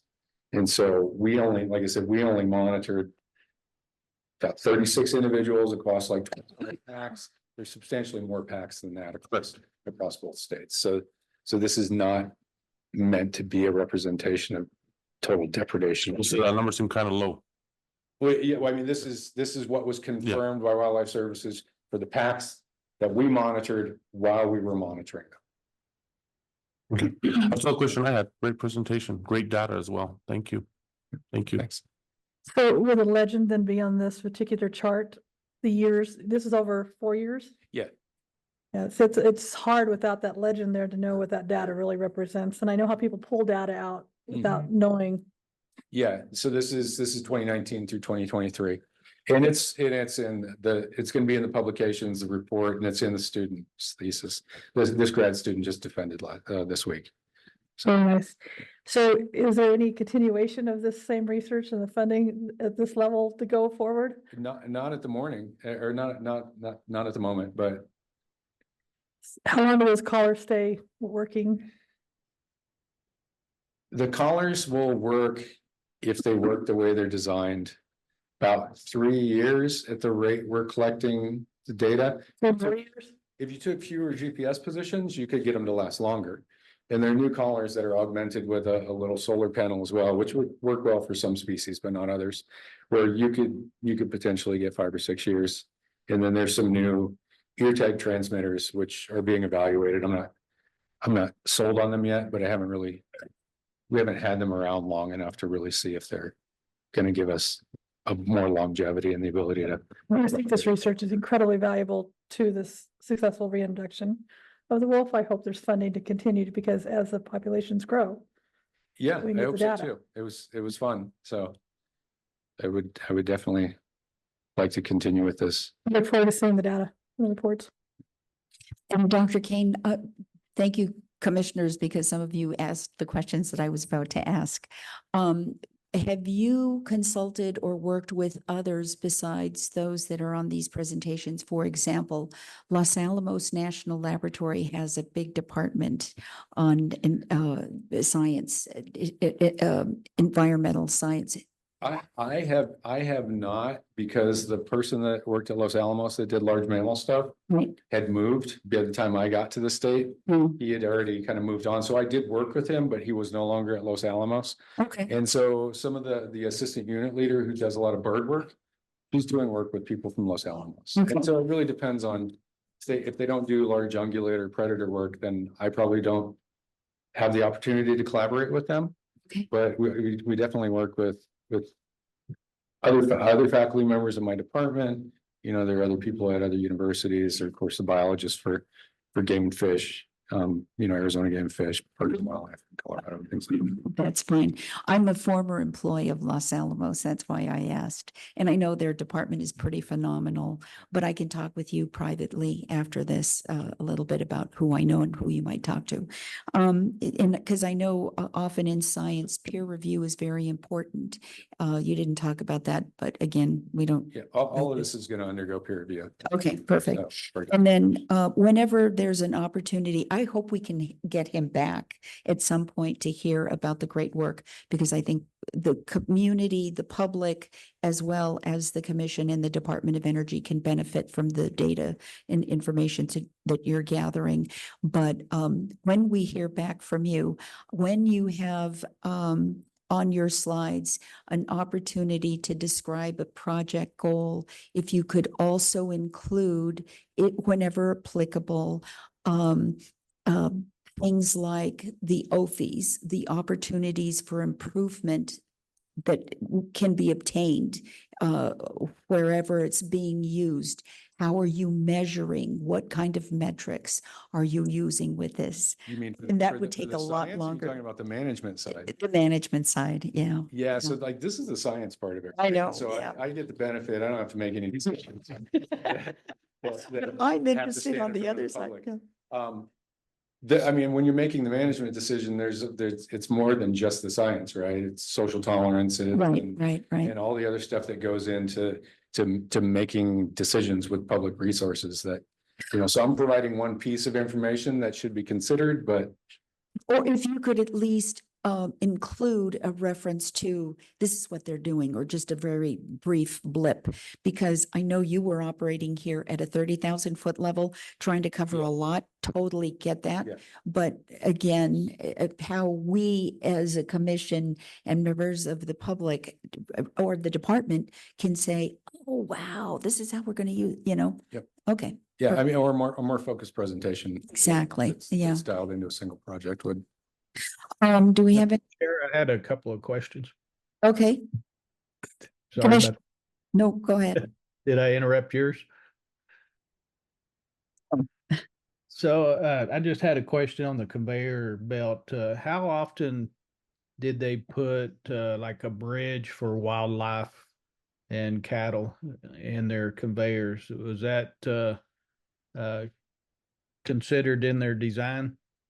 It was, to my knowledge. I'm not sure how many they have that are not associated with an existing roadway that the permittees use to manage cattle. Or there were some that I recall when I saw the design that revolved around, they were identified by cattle trails and there were water tanks and things like that. So those were removed from the roadways. And there were some undercrossings that were designed in there so that livestock and wildlife could still access the water. But I think by far the vast majority of those were associated with existing roads. So they didn't want to block any existing roads on BLM lands. On the, is there a thought of what the percentage of the wolf diet would be between wildlife and cattle? Well, the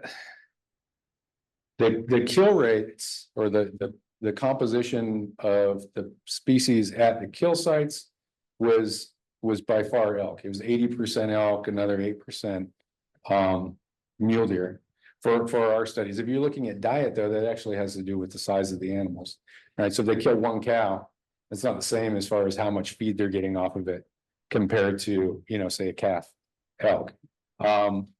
But we intentionally didn't get into the predation side of it.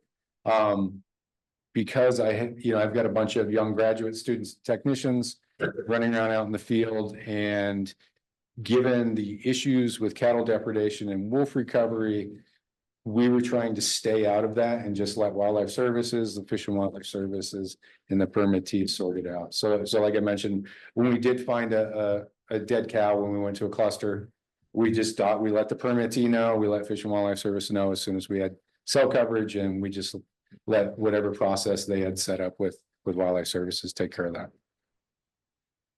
What about the growth rate of and reproductive of the wolves? Is it pretty robust? Are they coming along? Did you study any of that, the population growth? No, we only use the wolves to assess predation risk, so where they're at on the landscape, and then to look at kill rates. But if you look back at the minimum count, right? It's released by the Fish and Wildlife Service every year. They seem to be doing pretty well, at least compared to 2009 when the population was kind of stagnant. Do you feel like that population is pretty well counted, or is it undercounted? I think you're always missing some animals. I mean, that's imperfect detection. Anytime you're surveying animals from the air or from the ground, you're not gonna count 100% of them. I'm not involved enough in their monitoring program to provide any scientific criticism of their methods. But it is a minimum count, so we know there's at least this many. Okay, well, thank you. Thank you, Madam Chair. Members of the public, any comments? It's here, Berkshire. Please.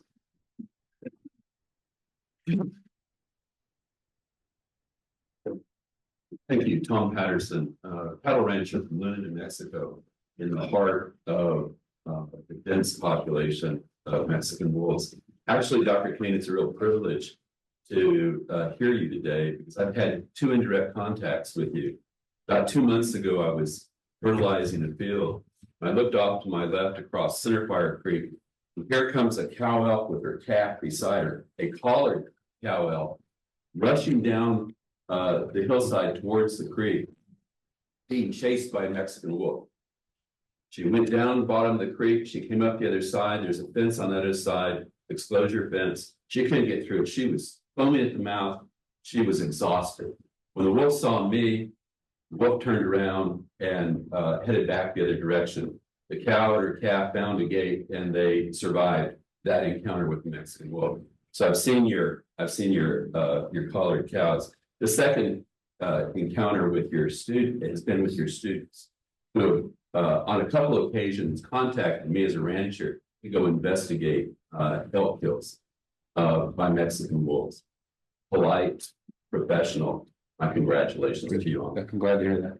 As someone who has been following your study, I joined Commissioner Clemente. The public would also like to know what you found.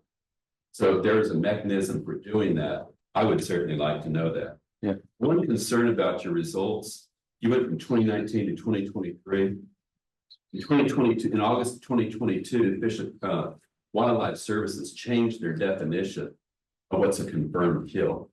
So there may be some issue with the integrity of your data if Wildlife Services has changed their definition, make it much more difficult to confirm a kill by Mexican wolves. Yeah, I think that's one of the other reasons why we tended to focus on the native ungulates. And it's not to minimize the impact of wolves on livestock. But we were asked to focus on this is the influence of what's the potential impact of Mexican wolves on it. Right. So that's what the study was about. And we've had these graphs before, we've shown them we didn't have cattle. And we got called out. And so we put the cows back in, but we're not doing any data analysis on depredation. I know there's some work that's being done by Wildlife Services. I think maybe out of the Fort Collins office, some of the researchers up there are dealing with doing data analysis on the depredation issue. So we're kind of not really going to say a whole lot about that in our reports, but we wanted to note, we didn't want to give the impression that we monitored, 36 individuals from 25 packs and we never found any cows. All right. And so this is the data that we have. And so I think that you're concerned about how they change the requirements for classifying as a depredation are one of the reasons why we're not going to focus on the depredation issue as part of this study. We're just looking at the elk. Regarding all of the reports are going to be public, all the publications are going to be peer reviewed, those are going to be publicly available. Given the high profile nature of this study and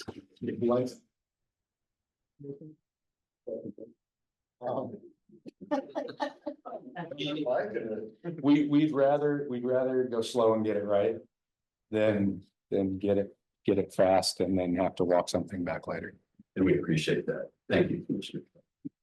Thank you, sir. Thank you, Dr. Kane. Great. Let's move on to the next topic, which I think a lot of us are very excited and have been waiting to hear this one. It's the commission listening session, public comments on Mexican gray wolf management in New Mexico. Before we get started, we have a lot of cards. Let me just say a big thank you and a shout out to Commissioner Pack and to Director Sloan, because I also know, yes. Madam Chair, unfortunately, well, fortunately, I guess maybe, there were a couple of folks online who wanted to comment on the last. Please, wait, Dr. Kane, come back. Dr. Kane, come back, come back. Not off the hot seat. You're not off the hot seat. Apparently I just was informed that if you could, please come back because there are some people online that also want to chime in. And my apologies to those of you that were online. I didn't see that. So, Director, do you want to take the lead? Ryan, you want to call them out as we go? Vice Chair, Commission, and Dr. Kane, we do have some online comments, starting with Maria Rodis. You have the floor. Thank you very kindly. As a former field biologist, I wanted to commend Dr. Kane and his team and Fish and Wildlife for doing this work collaboratively. You answered virtually all the questions that I would have had and the comments that I would have made during the next comment session. But this is an incredibly professional group, and I just commend you all and thank you very much for the work you're doing for our state and for our creatures. Thank you.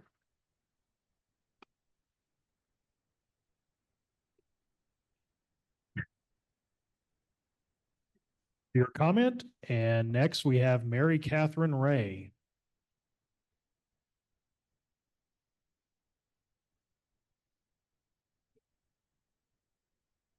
Hello. Hello. Yes. Hello. Sorry. Can you all hear me now? Yes. Yes, thank you. Proceed. Thank you. Hello, Commissioners and Dr. Kane. I'm also finding this really, really interesting. I live in the area where some of your study subjects have been. I photographed collared elk and also where there are wolves. And my question was and I hope you'll entertain it, thank you if you will, when you check a kill site, do you examine the remains for something that might have been contributory to making an elk more likely to have been subject to predation? Like, do you look for bone injuries or proximity to a fence? Because that is a concern of mine, as mentioned earlier. I'm just wanting to check if you did that. Thank you. Yeah, we did on everything that wasn't a cow. We did a full site investigation. We did a full necropsy, and took bone marrow samples. We took from the adults, we took a canine and had that aged, sent to the lab for aging so we can see how old the animal was. We looked at marrow fat content, at least for adults, to see if they're potentially in poor nutritional condition. And then obvious things like fences, yes, were recorded as well. I look forward to the studies. Thank you so much.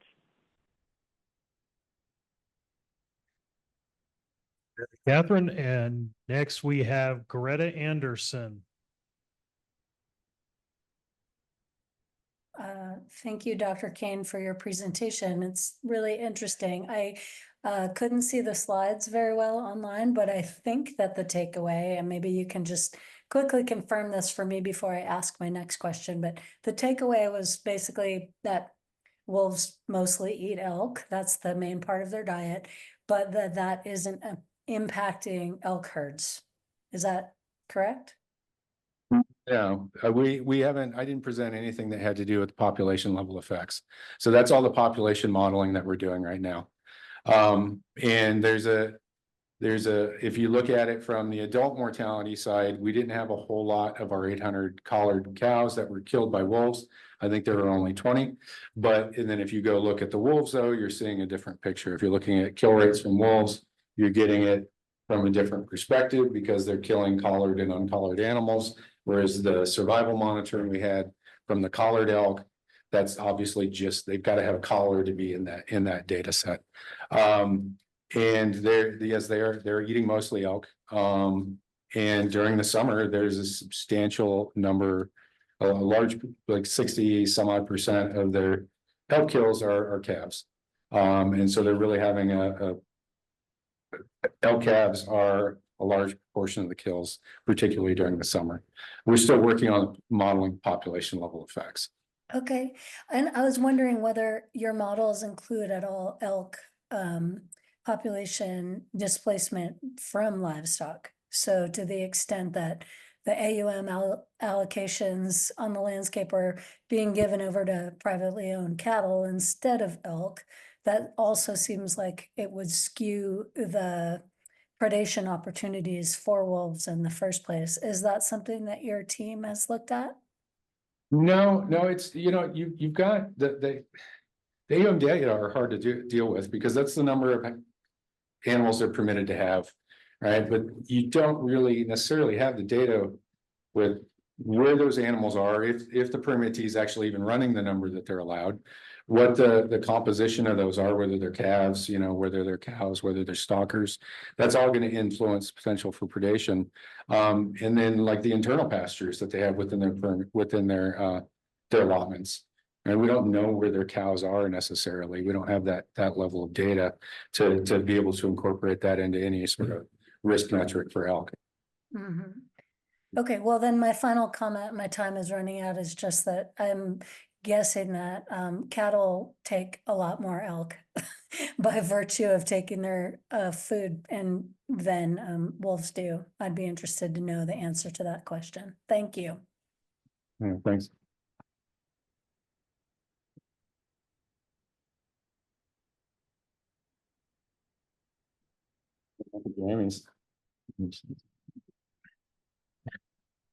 Thank you for your comment. We're out of time and we will have plenty of opportunities for additional comment after break. But I think we're done now with that agenda item. And if anybody else has comments from the public, I think thank you, Dr. Kane. I think we can ask them to chime in on agenda item number 12, where we have general public comment. But for now, agenda item number 10 with Dr. James Kahn is closed. So I'd like to move to agenda item number 11, the commission listening session, public comment on Mexican gray wolf management in New Mexico. So this was a very important agenda item, and it's been very important to the commission, I think to the department, and to you members of the public, and I want to say thank you. Director, I count 11 comment cards, speaker cards. Do we have any additional cards with you? Madam Vice Chair, I don't have any for this item, but I am confident that there are folks online. I can ask Ryan to give us that count. Okay, so what I would like to do is, for the sake of efficiency, I don't want to rush through anything like this. We've all agreed that we want to just work through the lunch hour, work through this. So I'm going to mention names, and this is the order that I'm going to call names. Be prepared with your 3 minutes. Come up to the podium, and if y'all want to start sitting up here towards the front, but this is the order in which we're going to get speakers, and then those that are online, I'm going to let Ryan manage those names. So the first speaker is going to be Larry Regan. Second, Jean Osorio. Next, Peter Osorio. Next, Lori Costello. Next, Rebecca Kramer. Next, Kevin Bixby. Next, Audrey McQueen. Next, Nelson Shirley. Next, Tom Patterson. Next, Bent Middlestat. And next is Michael Robinson. Would you all like to take a break? No? Do you want to take like a 5-minute break? Show of hands, say yes. Show of hands, say no. Okay, since I'm gonna say, let's give ourselves a 5-minute break. Everybody be prepared for this next session.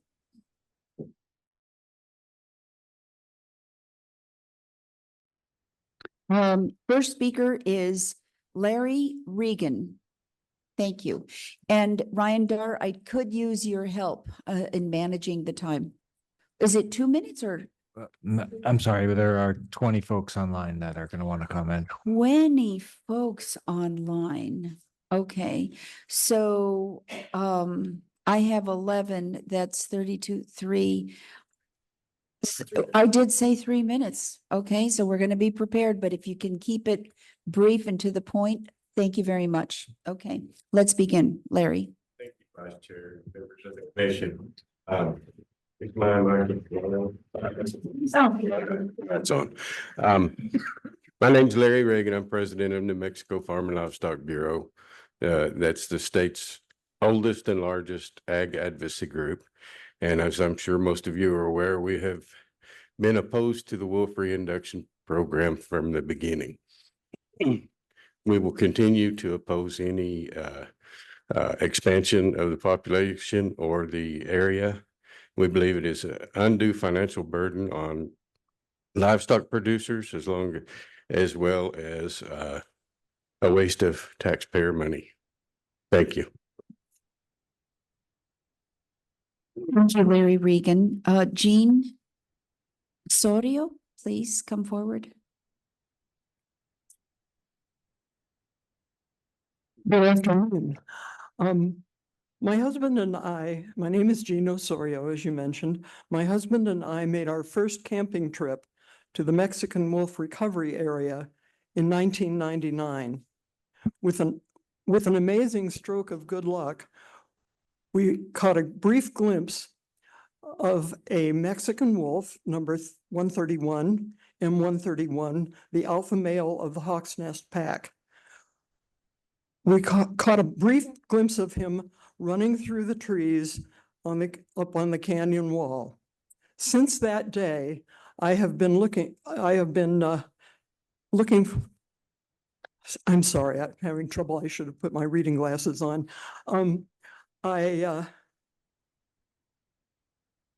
Since that day, I've spent a running total of 57 days,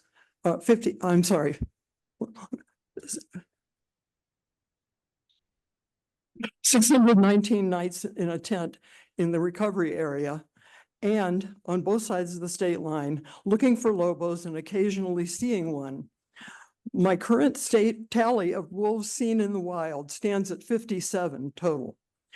I thoroughly enjoy looking for our smallest and rarest of gray wolves with my husband, our friends, people I have shown around from all sorts of places, from as far away as Boston, New York, St. Louis, and Milwaukee, taking them out to take a trip to see the wolves. And they have, in a couple of cases, actually managed to do so. One of the highlights of our years with wild lobos was being asked to serve as pen sitters for the Coronado pack of Mexican gray wolves, being prepped for release into the wild. This was, we were asked to do it by Fish and Wildlife Service, and we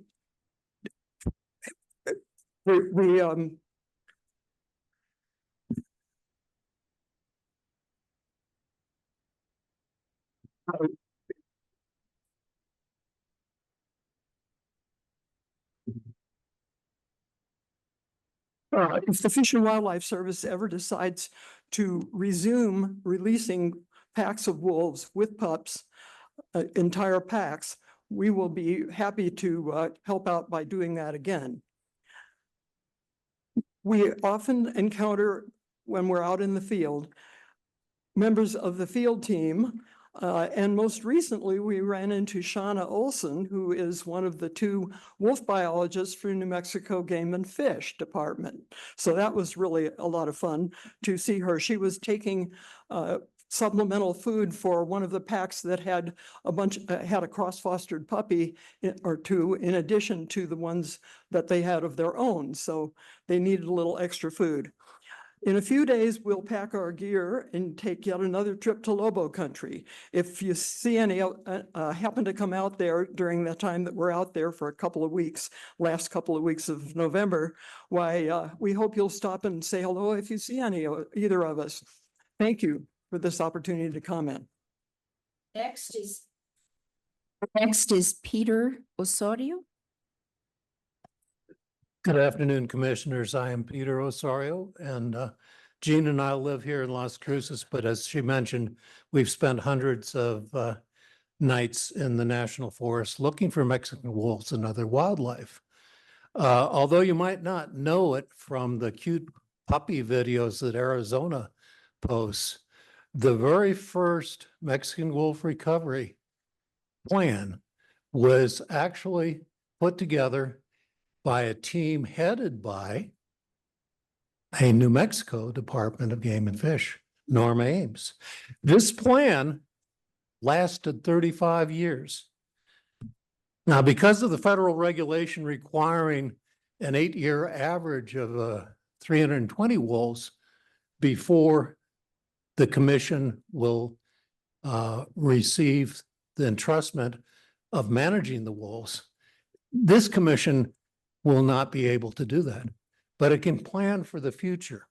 And like Ms. Ames, you can speed up the process if you look at 4 areas, your guidance to the staff in 4 areas, G, D, G, C, genetics, the demographics, the geographic spread of the wolves, and conflict avoidance. And I think we can perhaps all agree that conflict avoidance could use a lot of work.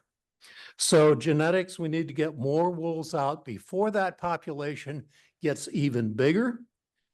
This should be by cross-fostering, but also by releasing well-bonded wolves in family packs. Demographics. Here, the need is to reduce human-caused mortality through a balance of education and effective law enforcement.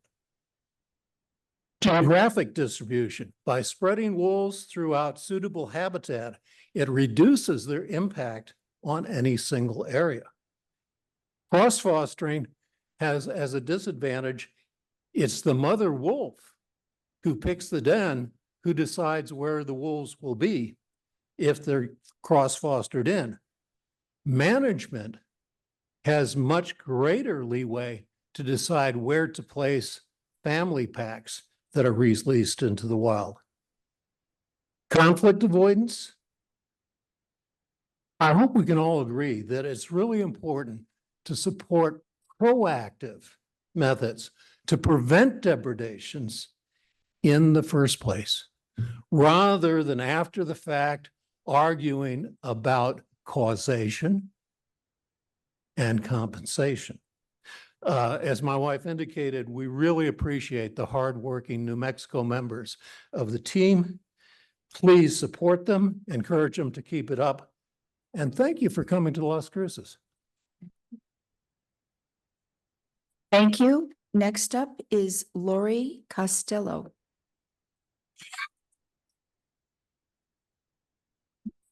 Hi, I'm Lori Costello. I'm a avid outdoorswoman, a family physician, and an advocate for human health, especially in the face of ubiquitous environmental threats. Most of these threats also affect wildlife, and most of them are human-caused. I would like to address 2 specific issues. First, the role of the wolf as a top predator. Wolves provide balance of prey populations and the maintenance of riparian areas. With worsening drought conditions and overgrazing of domestic animals, riparian areas are crucial. There is science to prove that hydraulic damage from wolf eradication doesn't heal very quickly. Riparian ecosystem recovery can also require active management in addition to wolf reintroduction. The second issue I'd like to address is the importance of genetic diversity in any population, but especially for the Mexican gray wolf since its reintroduction. Without genetic diversity, populations experience at least congenital malformations and possible harmful physiologic changes. One can speculate about impacts on important factors such as bonding and mate selection when there's lack of genetic diversity in a population. Amongst the wolves, genetic diversity is dangerously low. Nonetheless, the captive gray wolves retain 36% more unique genes than their wild counterparts. This speaks to the urgent need to protect the wild wolves, including from poaching and restrictions on habitat, as well as to promote recovery of these unique genes into the population as a whole. While captive breeding programs are vital to wolf recovery, the wolves must be released as families. When reintroduction began in 1988 and through 2006, a significant majority of those released as families were successful. From 2016 until 2023, less than a quarter of pups released into dens in the wild were ever seen alive again. The simple answer is to resume the release of wolves as a family. An additional boost to increasing genetic diversity is to allow the wolves to roam freely. The artificial human boundary of I-40 prevents additional gene mixing with the wolves in Colorado. The border wall as a southern boundary has caused significant disruption to normal wolf travel. They can be diverted for miles from their attempts to find water, mates, and food. This is particularly dangerous as the quality and quantity of their habitat declines. Thank you. Next, thank you. Next, Rebecca Kramer.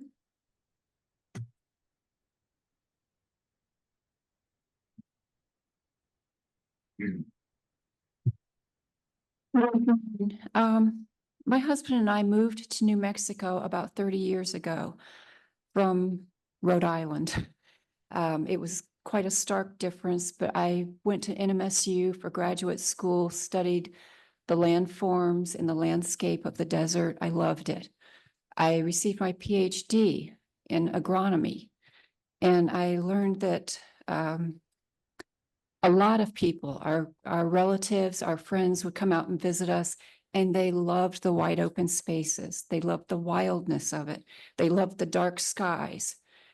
And this is something I want to work to preserve for all my life. And so, yes, I am very much in favor of the reintroduction of Mexican gray wolf families, because it has to be a science-based endeavor. And I just wanted to say that. So thank you.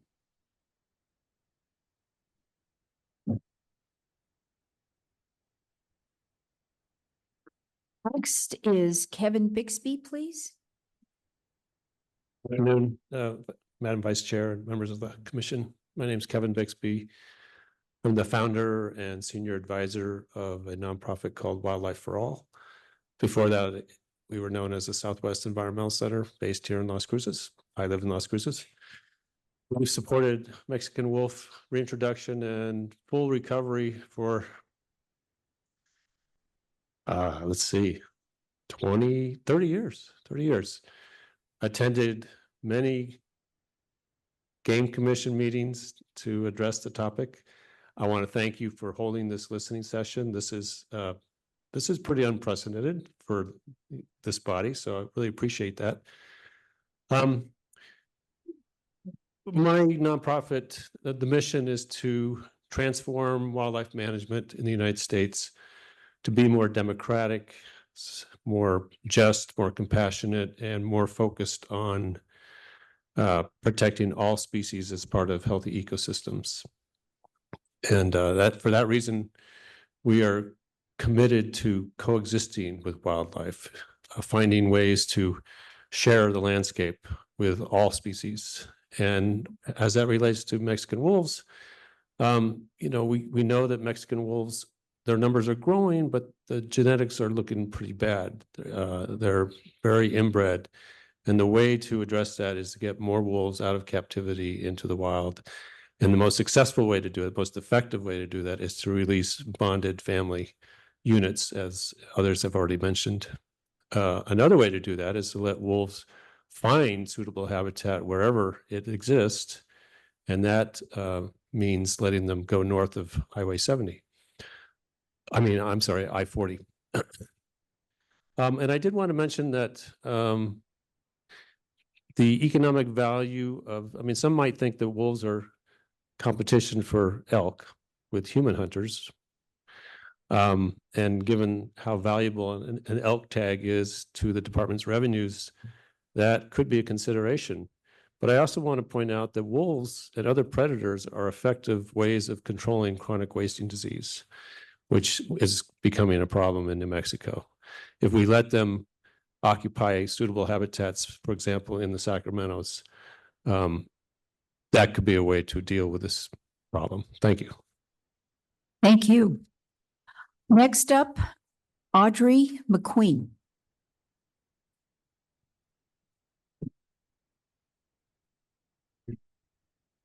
Good afternoon, Commissioners and Madam Chair. My name is Audrey McQueen. I am a cattle rancher in Catron County. I am a Catron County Commissioner and the Catron County Representative to the County Livestock Loss Authority, and I serve as the chair. I will speak to the Game and Fish Department's management authority over Mexican wolves. Because of a court order, U.S. Fish and Wildlife Service has sole legal authority for Mexican wolf management in New Mexico. But under a Mexican Wolf Recovery and Management MOU, the New Mexico Game and Fish is a lead agency on the Mexican Wolf Executive Committee, and as such has considerable power to shape U.S. Fish and Wildlife policies and actions. One of the objectives in the Recovery and Management MOU is to ensure that efforts toward Mexican wolf recovery are productively integrated with and appropriately balanced by programs that prevent, reduce, or mitigate negative impacts that Mexican wolf reintroduction and management have on lawful uses of federal, state, and private lands. A significant and economically important use of these lands in New Mexico is livestock grazing. The stated purpose of the MOU is to collaboratively reintroduce and manage Mexican wolves. To that end, the New Mexico Game and Fish has an obligation to use its collaborative authority under the MOU to protect the citizens of New Mexico from the negative impacts of Mexican wolves. Those citizens include livestock producers. That means speaking up and challenging the U.S. Fish and Wildlife Service when its policies and actions will have negative impacts on grazing in the state. Regrettably, U.S. Fish and Wildlife Service has adopted two policies without objection by the New Mexico Game and Fish. They are SOP 11.1 and SOP 26.1. I'll start with 26.1. Ranchers are routinely told to manage our livestock around Mexican wolves. SOP 26.1 is the guideline for disseminating information about Mexican wolf locations. By this newly adopted SOP prevents ranchers from accessing GPS information about collared wolf locations. The SOP further prevents agency personnel who have this information from sharing it with ranchers. Ranchers need information about where wolf packs are located in order to manage their livestock. The GPS information is generally only updated every 24 hours, so it's not real time enough to enable anyone to track down a wolf. But it's much easier to use as a management tool than running all over the country with telemetry equipment that could typically consume half a day or more to locate a wolf signal. And wolves may not even be in the area, thereby wasting the whole day. SOP 26.1 also prevents agency personnel from telling ranchers where a cluster of wolves is located until that cluster has been gone for 3 days. Clusters tend to indicate where wolves are feeding on an animal. That animal may be the rancher's livestock. Waiting for 3 days prevents the rancher from investigating the kill until it's too late to confirm it. Thank you. Thank you. Next up, Nelson Shirley.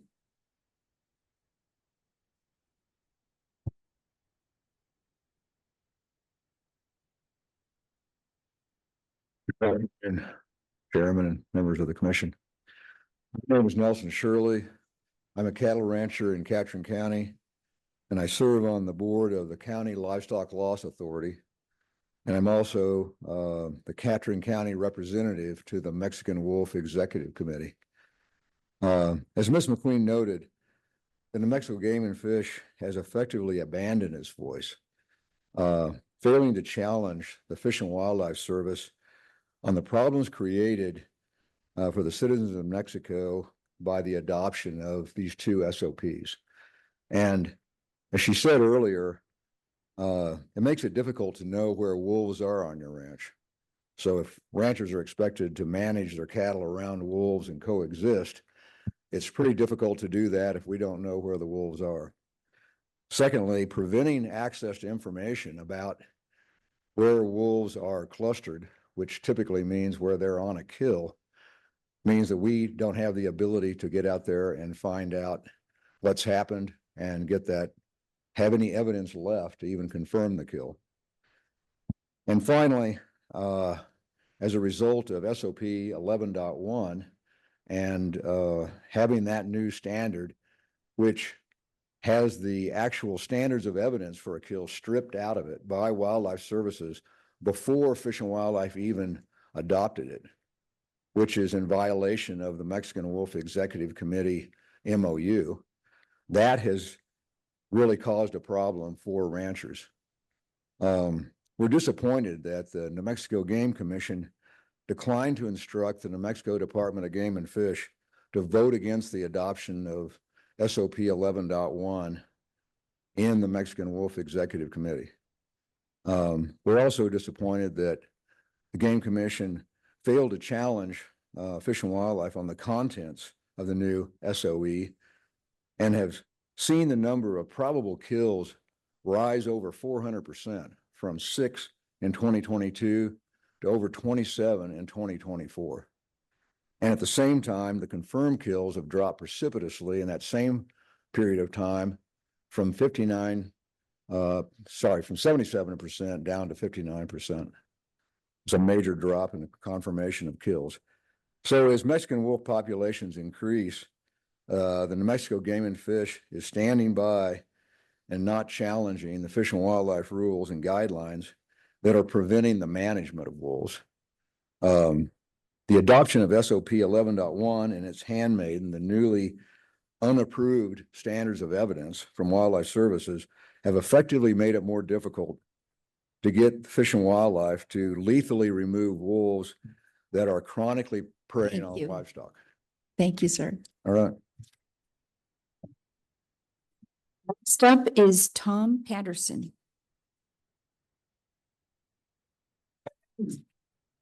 Thank you. My name is Tom Patterson. I'm going to address Mexican wolf damages compensation for New Mexico livestock producers. In 2022, the County Livestock Loss Authority was formed to compensate livestock producers for damages from Mexican wolves. Sierra County is the fiscal agent. It has sole authority to cut checks to ranchers who have submitted applications for payment. During the last legislative session, I lobbied successfully for $1.5 million appropriation to pay for Mexican wolf damages. Afterwards, based on what the legislators told me, I said to the CLLA that future monies from the state would depend on operating prudently and transparently. By about a month later, we began receiving reports from ranchers that that was not happening. Since February of this year, for example, Sierra County has refused to pay ranchers for wolf depredations. The sole reason is purely the failure of Sierra County to do its job. Without notice or authority from the CLLA, the Sierra County Commissioner on the CLLA board filed a complaint with the New Mexico Ethics Commission claiming that ranchers should not be voting members of the CLLA board. That action threatened to completely shut down payments for ranchers by preventing the use of money that had been allocated to pay ranchers what they are owed. On Wednesday, fortunately, the Ethics Commission reversed itself and said that payments should proceed. There is now no excuse for Sierra County not to make those payments. If it refuses, steps will be taken to force it to do so. So a summary of Mexican wolf management issues is as follows. There is a rapidly growing population of Mexican wolves. Ranchers can't find out where the wolves are, so we can manage our livestock around them. Neither the state nor the feds will share what they know about wolf locations.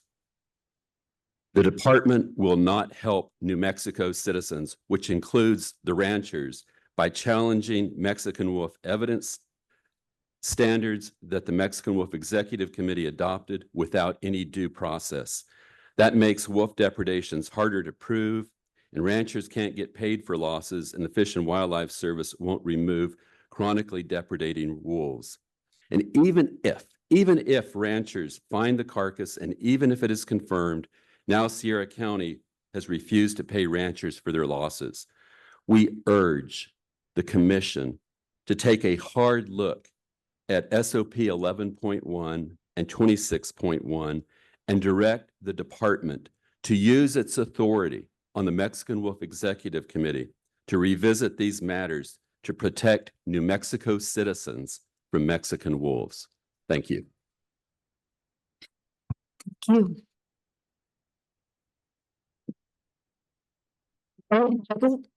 Middlestad? Hello, Commissioners. I'm Bert Middlestat from Silver City. I'm a hunter. I was a cowboy and a ranch hand in my younger days. And I believe that all wildlife enhances our lives here and everybody's lives here. And the way to do this fairly for this wolf population is to reintroduce family units, because a genetically messed up population, as you know, in anything, as any cattle rancher knows, is not a viable way to go. And that's your duty. And thank you for doing your duty, and I appreciate it. Thank you. Thank you. Next is Michael Robinson. Good afternoon, Madam Vice Chair and Commissioners. My name is Michael Robinson. I live in Pinos Altos in unincorporated Grant County within walking distance of the Gila National Forest.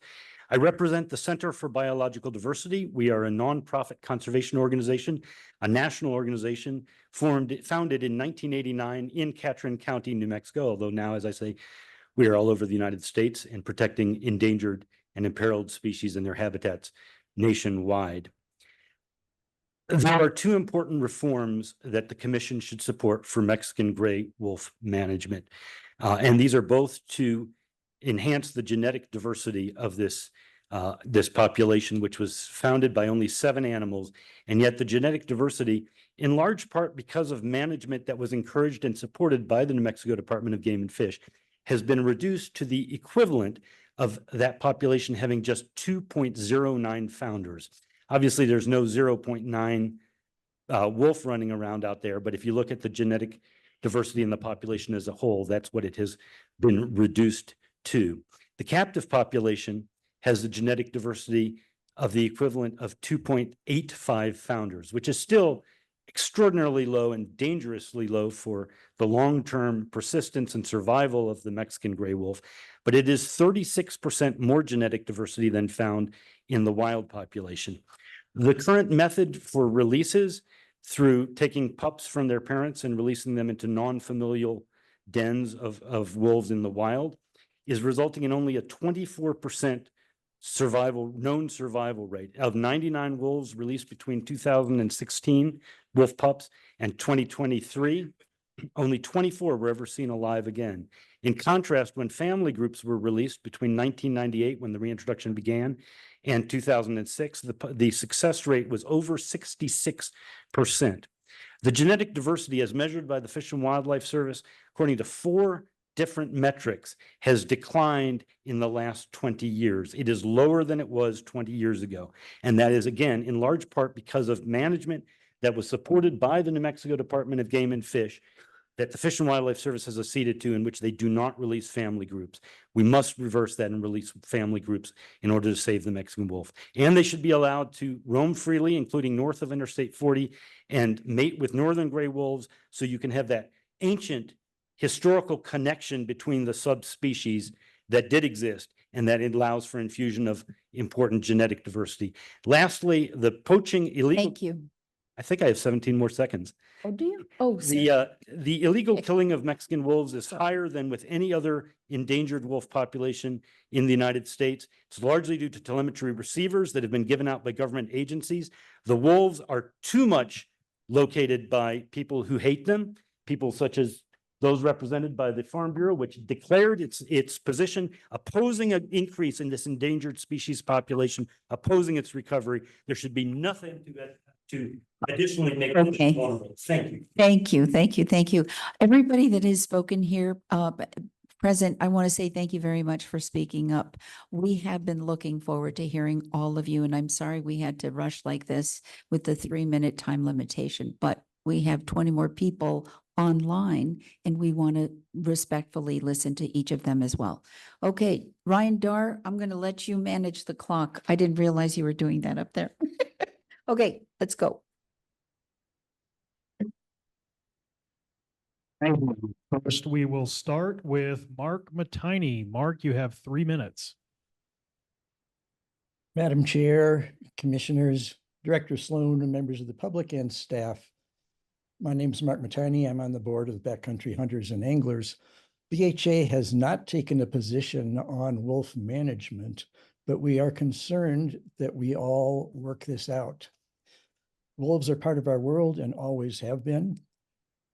Canada originated, the wolves of today originated about 40 million years ago in North America, spread to Eurasia 6 to 7 million years ago, spread to South America about 3 million years ago. And we, Homo sapiens, emerged about 300,000. So we're the newcomers here, we're the infants. Wolves are part of our world. They always have been, and they are important to the health of ecosystems and the balance of predator and prey populations. Maintaining this is our collective responsibility. We all together need to make this work. Thank you.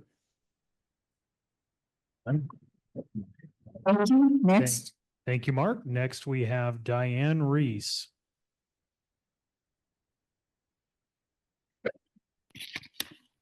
Good morning, well, afternoon, Madam Chair and Commissioners. Thank you. My name is Diane Reese. I'm Chair of the Executive Committee of the Rio Grande chapter of the Sierra Club. Our organization represents over 35,000 New Mexicans and supporter members in all of New Mexico, as well as the El Paso area of Texas.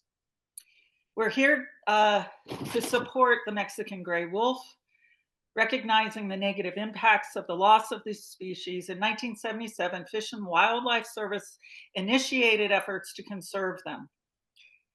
In 1998, Mexican wolves were released to the wild for the first time. Mexican wolf reintroduction and recovery is vital to reestablishing our balance of natural ecosystems. Wolves serve as apex predators that regulate healthy populations of deer and elk. They benefit planet life and riparian habitats and promote biodiversity. Without Mexican wolves, elk and deer are free to damage valleys and streams. They'll degrade the ecosystem. Wolves keep down pest populations and help to spread the disease and parasites. Although the statewide cost of wolf predation is minimal, we acknowledge that the loss of livestock from any cause has a larger cost on individual ranchers. We understand the desire to eliminate any potential source of livestock loss. Non-lethal methods can be effectively deployed. Compensation procedures are in place, and I'm sure you all took notes on the earlier speaker of issues. However, unchecked illegal shooting still occurs, often before an investigation into the true cause of the lost livestock, and that must be stopped. I'm going to repeat what you have heard. These are constant. Free movement of the wolves has been shown. They've shown us their sustainable wilderness above north of I-40. Please remove that limit. Wolves need to be released in the form of well-bonded families, mates with pups, to address the dire problem of lack of genetic diversity in the wild population is needed. And again, more needs to be done to protect wolves from illegal shooting. Please enforce the rules that are in place. The Mexican wolf is an iconic and important member of our New Mexican wilderness. I believe personally put here by God, and I ask that you please amend the program, and I thank you for your continued work to support the Mexican gray wolf. Thank you. Thank you. Next. Thank you, Diane. And next we will have Chris Smith, and I'd like to ask our virtual attendees, if you are on speakerphone, please go off and speak directly into your microphone. It makes it much easier for folks to hear. So Chris Smith, please give your comment. Good afternoon, Vice Chair Salazar Hickey, members of the Commission, Director Sloan. My name is Chris Smith. I'm the Wildlife Program Director for Wild Earth Guardians. We have been headquartered in New Mexico for 35 years with a history of protecting and restoring wild places and wildlife, and we have thousands of members and supporters in the state. Thank you for hearing public comment today and for continuing to spend time discussing Mexican wolves. I also want to commend the staff for the effort to engage the broader New Mexico public on the website. All New Mexicans are constituents and are invested in wildlife in some way. I do want to make a few points on wolves, but before I get to that, I do want to step back for just a moment. The federal election results, regardless of how you feel about them, are likely to have major implications for habitat, for wildlife, for funding in New Mexico. And the unavoidable truth is that New Mexicans and our state's wildlife are going to need this department and this commission to do more than ever to protect and recover imperiled species, to secure and improve habitat, and generally care for the incredible array of wildlife that calls our state home, either permanently or on a migratory basis. So we need you now more than ever, and I hope you will rise to the challenge. Returning to our iconic lobos, I urge this commission to continue and increase your efforts to restore this critical native species. Obviously, Mexican wolves are being managed primarily by the U.S. Fish and Wildlife Service, but the state has a significant say in if these animals truly recover. The next time a wolf like Asha roams into suitable and historic wolf habitat in northern New Mexico, please do not feel the need to remove that wolf and put him or her into captivity. This is natural recolonization. It's inspiring to the public. It's necessary for true recovery, according to independent scientists, and it's wildness articulated. Wild animals should be allowed to roam. Rather than capturing dispersing wolves, consider facilitating more wide-ranging dispersal. This would also alleviate wolf density in Catron County and the Gila. Also, I ask that you allow Fish and Wildlife to resume the release of family wolf packs. This tactic is not only the most efficient way to improve the genetic health of the wild population, but it also sets wolves up to succeed as family units with better hunting skills and pack structures that may be more inclined toward ungulate prey instead of livestock. Wolf recovery is popular in New Mexico. According to polling, it enjoys bipartisan support, including from rural southern New Mexico. We need you to continue to bolster this popular program and restore our iconic lobos. And finally, I do want to note that there's never been a documented occurrence of a Mexican wolf attacking or injuring a human. These animals would prefer to never interact with us. Thank you. Next up, Ryan. Next, we have Aaron Hunt. Good morning. Thank you for the opportunity to speak and for your dedication in carrying out your mission of conserving wildlife for future generations. My name is Aaron Hunt with Lobos of the Southwest, a collaborative effort of concerned community members, scientists, educators, and conservation organizations working to save the endangered Mexican gray wolf. We have 80 members, 300 volunteers, 6,000 supporters, and over 1 million digital community members who care about Mexican wolf conservation. I've worked with Mexican wolves for over 16 years, and I'm a visitor to New Mexico who appreciates the beauty, native wildlife and wild places, and vibrant and diverse culture. I frequently choose to spend my time and tourist dollars in the state. Mexican wolf restoration in New Mexico is worth celebrating. It's amazing that we have almost 300 wolves in the Southwest now, but we need to take the next steps in bringing this native carnivore back home. New Mexicans and Arizonans support recovering Mexican wolves, including people who live in wolf country. New Mexico voters support wolf reintroduction by more than a 3-to-1 margin. The commission should instruct the department to support science-based reforms in Mexican wolf management and advocate with U.S. Fish and Wildlife Service for family pack releases from captivity and for expanding wolf range to northern New Mexico. ASHA, or F2754, showed us exactly what Lobos need to thrive: room to roam and freedom to choose the places they call home. She wandered peacefully and was welcomed on the Valles Caldera National Preserve when she made her historic journey to the Jemez Mountains.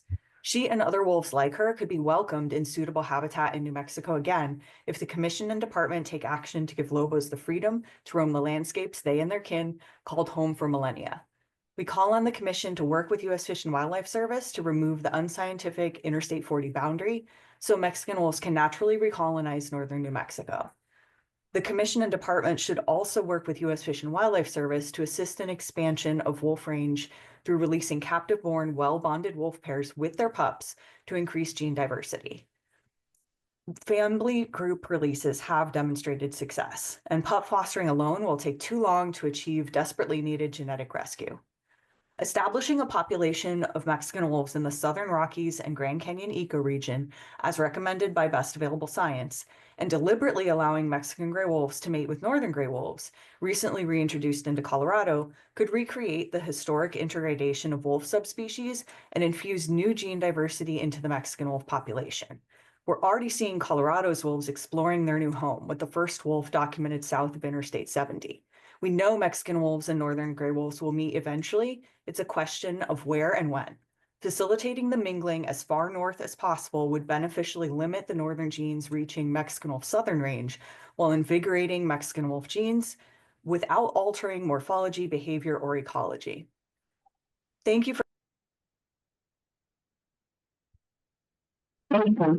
Next up. Next, we have Greta Anderson. Hello again, Vice Chair and Commissioners. Thank you and good afternoon. As I mentioned earlier, I am the Deputy Director of Western Watersheds Project. We are a West-wide conservation organization with members in New Mexico and people like me who frequently travel to New Mexico with the express hope of seeing a Mexican gray wolf. So I speak to you today on behalf of our members and all of our constituents who are in favor of the progressive, proactive recovery methods that my colleagues here have outlined today. I had remarks prepared, but I feel like it may be important for you to hear. I know that you've been hearing quite a bit from the livestock industry about how hard the wolf recovery program has been on their bottom line. We just heard from Tom Patterson specifically about how payments have been suspended under the Livestock Loss Board. We've heard a lot of complaining about the new depredation standards, and I feel like it's important to correct the record. The depredation standards that were adopted by Wildlife Services, which is a federal agency under the U.S. Department of Agriculture, they were adopted in New Mexico and Arizona to be brought up to speed and consistent with the standards that are used everywhere else in the country. New Mexico ranchers, Arizona ranchers are not the bar has not been raised any higher for them than all of the ranchers in the West. So let's be clear, what this has done is level the playing field. Moreover, the concern that the depredation standards have made it harder to get confirmations is a good thing, because when we reviewed the confirmations of Mexican wolf predations for, since 2015, what we saw was numerous faulty, flawed, and baseless confirmations. And the Director of Wildlife Services for New Mexico himself came out in a 2022 article admitting that things were being rubber stamped because of the relationship between the ranchers and the workers in the field. So while you may have an increased number of probable determinations, what you are also having is a lower number of confirmed depredations that were probably nothing more than probable, possible, or unknown in the first place. So I would just like to say that that is a reckoning that was a long time coming. And moreover, the livestock indemnity payments under the farm. Ryan, next up. Next, we have Caitlin Hart. Good afternoon, Commissioners. Thank you for the opportunity to speak with you all. My name is Caitlin Hart, the New Mexico Resources Coordinator with the Western Landowners Alliance. We are a landowner-led organization dedicated to keeping the working lands in the American West whole and healthy for the benefit of both people and wildlife. Here in the Southwest, wolf populations are increasing, and they, along with their natural prey, depend in large part on the intact habitats that ranchers provide. Yet producers are experiencing daily impacts and bearing the financial, mental, and emotional costs of this wolf recovery effort. The Working Wild Challenge program at Western Landowners Alliance is a landowner-led effort that meets the challenge of ranching with wildlife. Through our work in this program, we host the Conflict Reduction Consortium, which is a livestock producer-led, diverse, West-wide group of about 40 stakeholders in the livestock large carnivore conflict reduction. We engage in collaborative learning and collective action to advance policies and practices that reduce wildlife conflicts. We are currently working on establishing a conflict reduction consortium for New Mexico and Arizona focused on the Mexican gray wolf. In our work, we have found that there are 4 common sense things which, taken together, can minimize conflict and losses of both livestock and large carnivores. 1, conflict avoidance. Most producers are already doing this to the best of their ability as they try to defend their livestock and livelihoods. It takes time, money, blood, sweat, tears, and yet there's been a lack of consistent, durable financial support for these efforts. 2, compensation. Despite best efforts, some amount of depredation will occur. Fair and timely compensation for livestock losses is crucial. For this to happen, we also need depredation investigation standards to take into consideration the full body of available evidence. 3, control. When multiple or chronic depredations occur, selective lethal control becomes necessary. This not only prevents further livestock losses, it reinforces predators' natural aversion to people, which in turn makes non-lethal tools more effective. Selective lethal control helps keep losses of both livestock and wolves to a minimum. 4, collaboration. Goodwill and cooperation are essential if we want better outcomes for people, livestock, and wildlife. We call these the 4 C's, and taken together, they offer the best path forward. Western Landowners Alliance has secured $6 million in funding for producers through our CPP program to implement conflict reduction practices, and we look forward to supporting producers in the NRCS in months ahead.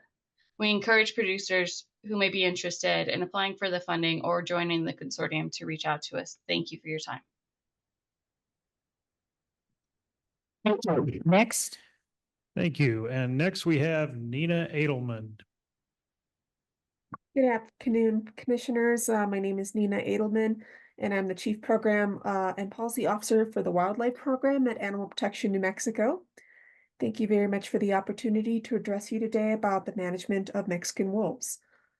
Even though wolf numbers have increased, the genetic diversity of the wild wolf population remains low. It is absolutely vital for the long-term recovery of Mexican wolves that effective strategies to boost genetic diversity be implemented. We propose starting with 2 changes to current practices. First, we must shift to releasing bonded wolf pairs with pups. The captive population of Mexican wolves has 36% more genetic diversity than the wild population, and as you have already heard from multiple other commenters, the release of such bonded wolf pairs with pups is proven to have at least 66% success rate compared to the release of lone pups into wild wolf dens, which only has a 24% success rate. That is a significant difference, and we cannot take the chance of releasing more lone wolf pups at such a pivotal point in Mexican wolf recovery.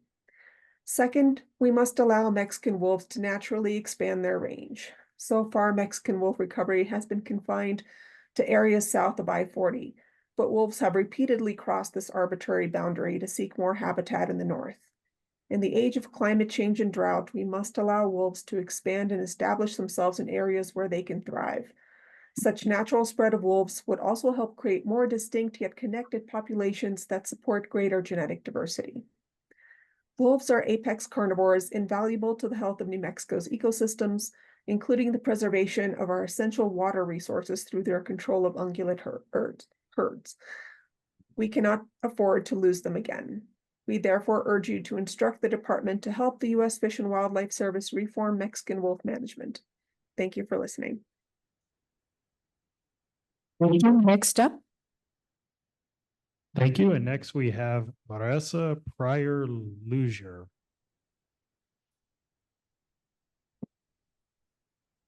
Good afternoon. This is Marissa Pryor-Luzier.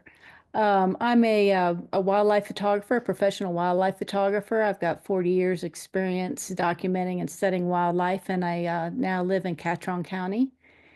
So dear commissioners and Madam Chair, after listening to what what everyone has said today, I agree with what the majority of the speakers today are saying.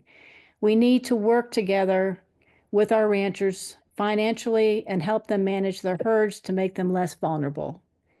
2, we need to build good, viable genetics in our wolves. 3, we need to allow family units for release. 4, have New Mexico Fish and Game work with U.S. Fish and Game and use good science-based research. 5, take off limits on recolonization throughout the state. 6, no lethal methods for removal. We need those genetics to use for integrity later. Excuse me. So we need to take the politics out and work together to make a good, viable, healthy population. Thank you for giving us this chance to speak. Much appreciated. Next up. Next we have Edwina Vogan.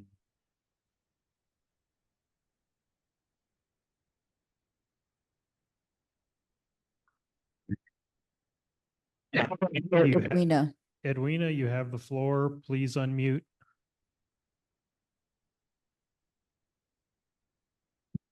Thank you for the opportunity to speak today. I live in the Phoenix area, which is far from wolf population, but I'm also a longtime participant in the effort to save the Mexican gray wolf population. And in fact, I've worked with some of the organizations that have talked today and have been proud to work with them in this effort. I hope that members of the commission understand that Arizonans are just as concerned about the New Mexico program as it is important to the success of the overall Mexican gray wolf population in both states. As you know, Arizona Mexican wolf programs face similar challenges to those in New Mexico. I understand that whatever happens in the New Mexico program can influence the Arizona program. I think the Game and Fish Commission understands that as well. So innovation and solutions in New Mexico are ultimately needed for the best management approaches for the endangered wolf program.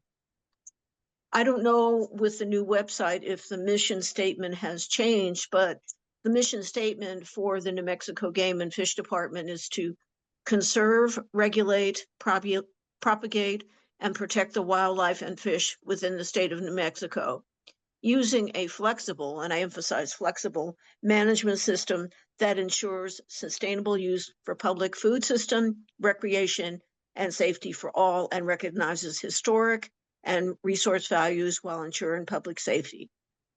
Many of the points that the speakers today have mentioned, I support, which is the increase in genetic diversity, meaning releasing associated wolf packs from captive, also to try and enforce rules more clearly. I don't know if there's a problem with staffing, that the dispersal issue is extremely important. Not only are wildlife moving north, but humans are moving north as well as climate change is upon us. I also think that we need to be more tolerant of other people's views, and that, as many have said, to work with ranchers and others that have conflict and that we increase our ability to try and find ways to mitigate losses, as well as make it clear that just reporting a wolf kill is not the way to work with this program. I want to say that I thank everyone for testifying today, and I hope that you will consider all the comments. And thank you so much for the opportunity to comment. Thank you. Next up. Next is Angie McMillan. Hello there. I'm a concerned citizen from Sholo, Arizona. There are many wild animals around me that I see daily. I saw a coyote try to run through my yard as this meeting is going on. I had an owl bathe in my pond a few nights ago. We live in an environment with many, many different animals and should live with many different animals. The Game Commission should instruct the New Mexico Department of Game and Fish to help support these science-based reforms in Mexican wolf management, try to advocate with the U.S. Fish and Wildlife Services for the family pack releases from captivity for expanding this wolf range to northern New Mexico. Release these captive-born, well-bonded wolf pairs with their pups to the wild to increase this genetic diversity that we all desperately need these wolves to have. All Mexican gray wolves allow Mexican gray wolves to naturally recolonize northern New Mexico or even assist expansion of the wolf range through these releases. Federal management of Mexican wolves entails keeping these populations south of Interstate 40, despite peer-reviewed science showing that northern New Mexico and Arizona habitats are essential for eventual recovery. Like a wolf is going to see the I-40 and think, oh, it's time to turn back south. It's just such a ridiculous notion and a waste of money to bring them below it again. The map that was shown earlier and about the whereabouts of wolves shows them pushing to go above the interstate. The next step for restoration is to allow wolves to roam free. Landscapes that historically held wolves get their apex carnivore back. The wolf density in the Gila would be eased. They'd be allowed to expand. Establishing a population of these Mexican wolves in the southern Rocky Mountains as well as the Grand Canyon ecosystem, deliberately allowing Mexican wolves to mate with those northern gray wolves recently reintroduced into Colorado could recreate the original integration sub-wolf species that we need. Integrating these species as far northward as possible would benefit everybody. New Mexico and Arizona support recovering New Mexicans, including people who live in wolf country. Most of us understand an environment is more important than anything money could buy, anything. Most realize this is their home and they deserve to roam free. I'm in Arizona and live with roams everywhere. I see coyotes, I've seen bobcats, I've seen cougars in my area as well. And I think they deserve to live freely. The wolves deserve to continue protection from illegal and government sanctioned killings. I've had a conversation with a local rancher who decided to tell me he cuts open coyotes, puts some chemical on the body for all the other animals to come and eat and die for. We need justice for our wildlife and what is being done to them. We need to let our communities know how important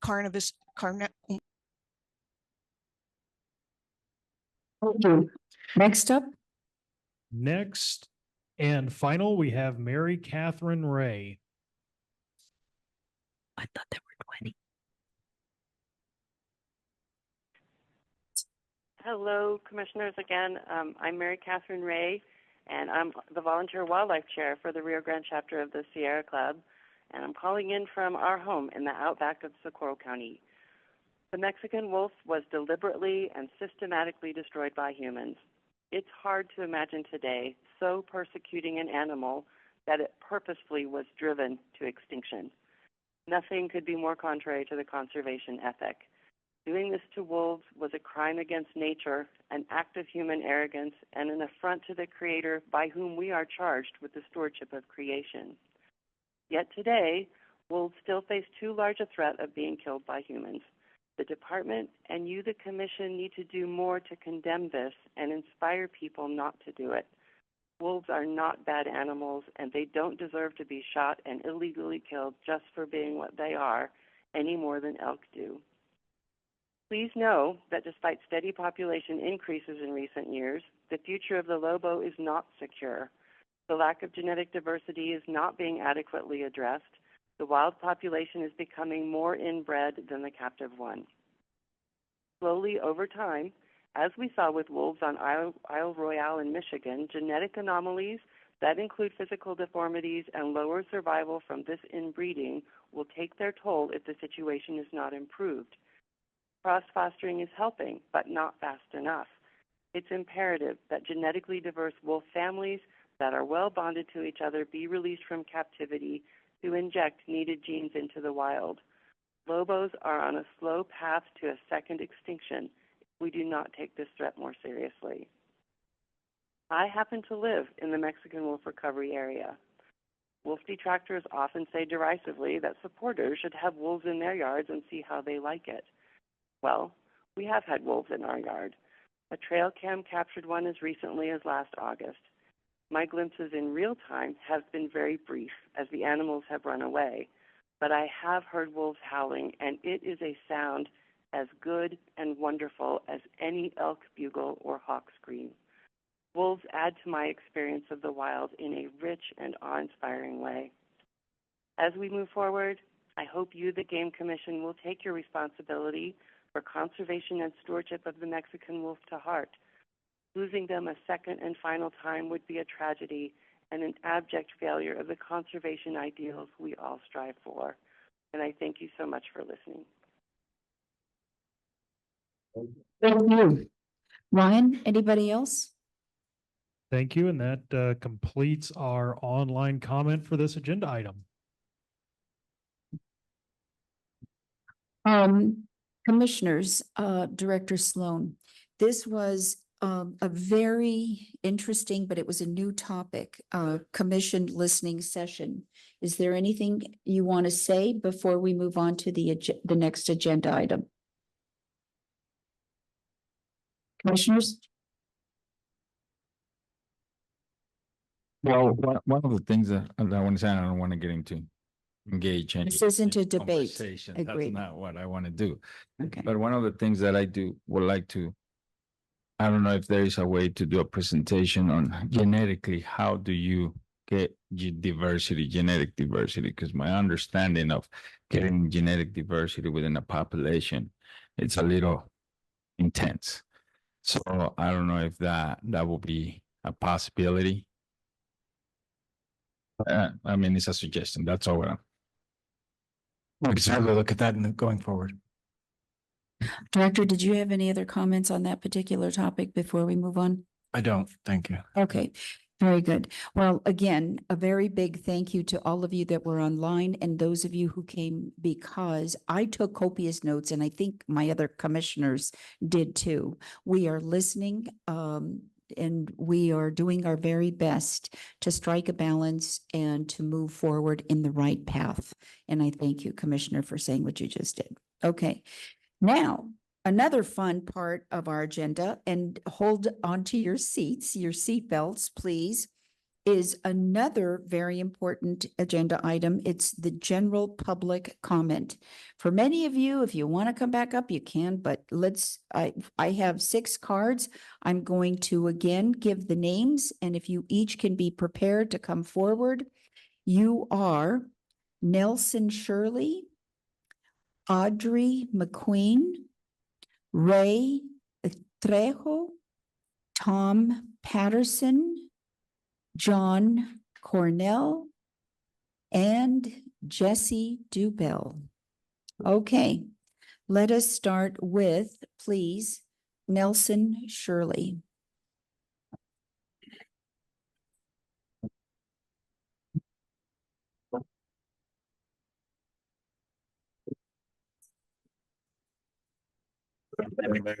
Thanks again. The other thing I think would be important for the Mexico Game and Fish Commission to think about is that a wolf status, according to the U.S. Fish and Wildlife, is based upon where it's standing. So that means that a Mexican wolf that moves north of I-40 now becomes fully endangered and protected. And that means that unlike a 10J wolf south of I-40, it can't be hazed, it can't be harassed away from cattle, You can't use any kind of non-lethal methods to move that wolf away from livestock. Secondly, it can no longer be shot in the act of attacking cattle on your private land. And then as that wolf moves on further north, if it does, across the Colorado line, it becomes a 10J wolf again.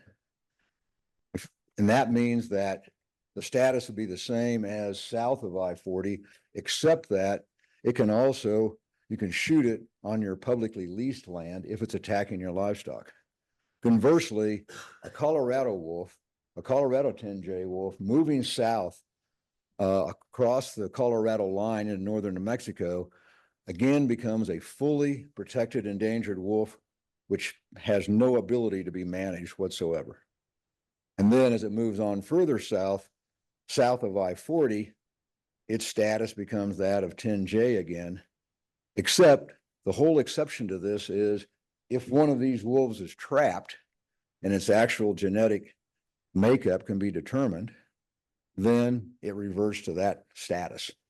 So there's a big difference between a wolf standing out there in the field with a collar or without a collar, or actually having that wolf on the ground where someone can look at it. And what that means is a producer, a rancher that's out there trying to protect his livestock is in legal jeopardy because he doesn't know what that wolf is. But in any case, just to the avoidance of doubt, any wolf standing between the Colorado line and I-40 is a fully protected animal, not a 10J anymore. So that's a big problem that I think for sure is going to happen. And in the next 24 months, we're going to have Mexican wolves breeding with northern wolves out of Colorado. I mean, there's certainly the collared wolves have been removed from north of I-40, but Fish and Wildlife absolutely convinced that there are uncollared Mexican wolves north of I-40 right now. And very soon there's going to be gray wolves south of I-40. Another quick comment I wanted to make was in response to Ms. Anderson's comments. The standards of evidence that Wildlife Services has adopted here in New Mexico and Arizona are stricter than any standards in North America or any place in the West. Thank you, sir. Next is Audrey McQueen, please.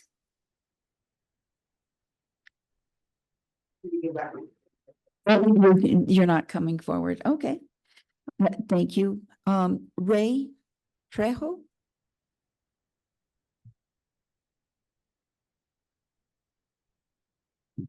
Good afternoon, commissioners, Director Sloan. My name is Ray Trejo, and I just wanted to make a quick comment about an experience I had a few weeks ago in the Gila fishing in White Creek. It was absolutely one of the most astounding trips I had taken into White Creek, fly fishing. The river, the creek is wild. And I know that there's some projects that are likely to happen in Cow Creek and some habitat work. I was also part of his Habitat Stamp Advisory Committee here. And I know that we spent a lot of time deciding what projects to work on. And I'm certain that was one of them.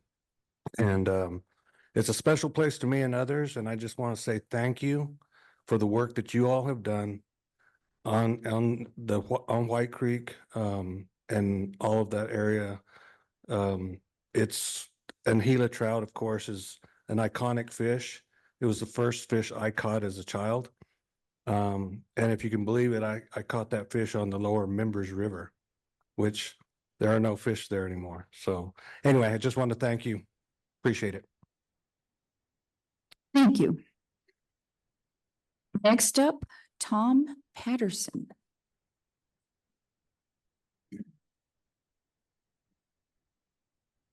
Just a few quick comments. Table 1 under your consent agenda, 6C is the table of depredation commission report.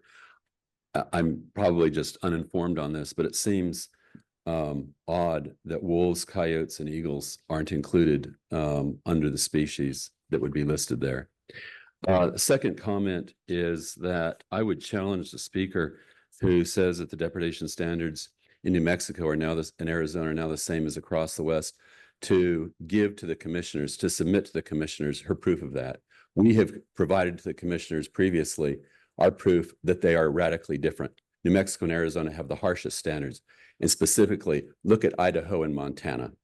Third, the speaker also said that there was fraud in investigations of Wildlife Service investigations of depredations, and that's why the new evidence standards were warranted. The USDA's Office of the Inspector General released a report in October of 2023, a month after Wildlife Services finalized their new evidence standards.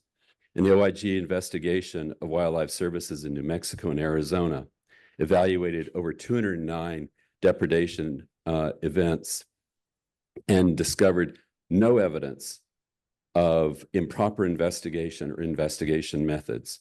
So there again, just because I said it, it's not true. Look at the October 2023 Office of the Inspector General report to confirm that. Thank you. Thank you.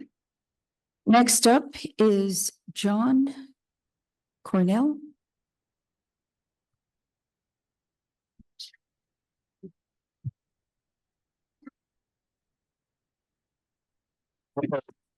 Madam Vice Chair, Commissioners, my name is John Cornell. I'm the president of Doñana County Associated Sportsmen, DACAS. You should have received a letter this week from one of our board of directors, ex-commissioner Salazar Henry, about our position on license fee increases. I would like to read parts of that letter here. But for the record, we support license fee increases. They're long overdue. It's the process and some of those increases not being strong enough to concern us. Over the last few months, Director Sloan has been engaged in developing a license fee increase legislative proposal with organized wildlife and environmental groups. An invitation by the director to participate in this discussion was extended only to organizations that have a lobbying presence in Santa Fe during the legislative session. The decision to exclude small local wildlife sportsman organizations such as DACAS was made by the director at a 2024 Spring State Game Commission meeting. At that same meeting, the director stated that input from the general public and groups such as ours would be sought after a draft was ready for discussion. We are sending you this letter because DACAS is extremely disappointed and concerned that neither small sportsman organizations or the general public have been informed that their cost to hunt and fish will be going up. It is important that you know that New Mexico Department of Game and Fish has taken previous license fee increase proposals to the public, so this omission is not the norm. For the director to not seek public input is an insult to those of us who have always paid for wildlife conservation in New Mexico via our license dollars. This omission is even more egregious when organizations whose members do not buy licenses to pay for wildlife conservation were at the table and had a say. The director, Representatives McQueen and Small, and others have met through the summer and fall to develop legislation that will be introduced at the 2025 legislative session. Unfortunately, we have been informed that the director does not intend to solicit public input as promised. The director stated that the general public would have to provide input when the bill is presented in Santa Fe. We strongly oppose this, given that few license buyers have the time to travel to Santa Fe or have any knowledge about this bill. This is not a reasonable way to obtain input that is reflective of New Mexico Department of Game and Fish, customers. This past spring and fall, the New Mexico State Parks Division solicited public input regarding their draft proposal to increase state park fees. As a result, they have modified their original proposal to include the input that was given during these public input sessions. We believe that by going to your customers, it demonstrates a commitment to transparency and that you value and respect your customers' opinions. So why do the director and his staff not feel like they owe their customers the same value and respect that the New Mexico State Parks Division shows their customers? Experience has demonstrated there's never been a time that the legislature didn't tinker with license fee legislation. Sorry. Anyway, Thank you. The last sentence, may I please finish it? Start this process over and do it the right way with professionals, with transparency, and with public input, knowledge, and support. Thank you. Thank you. Jesse DeBell. And I do have one more card that just came in. After Jesse, it'll be Michael Robinson. Thank you, Jesse. Madam Vice Chair, Commissioners, Director Sloan.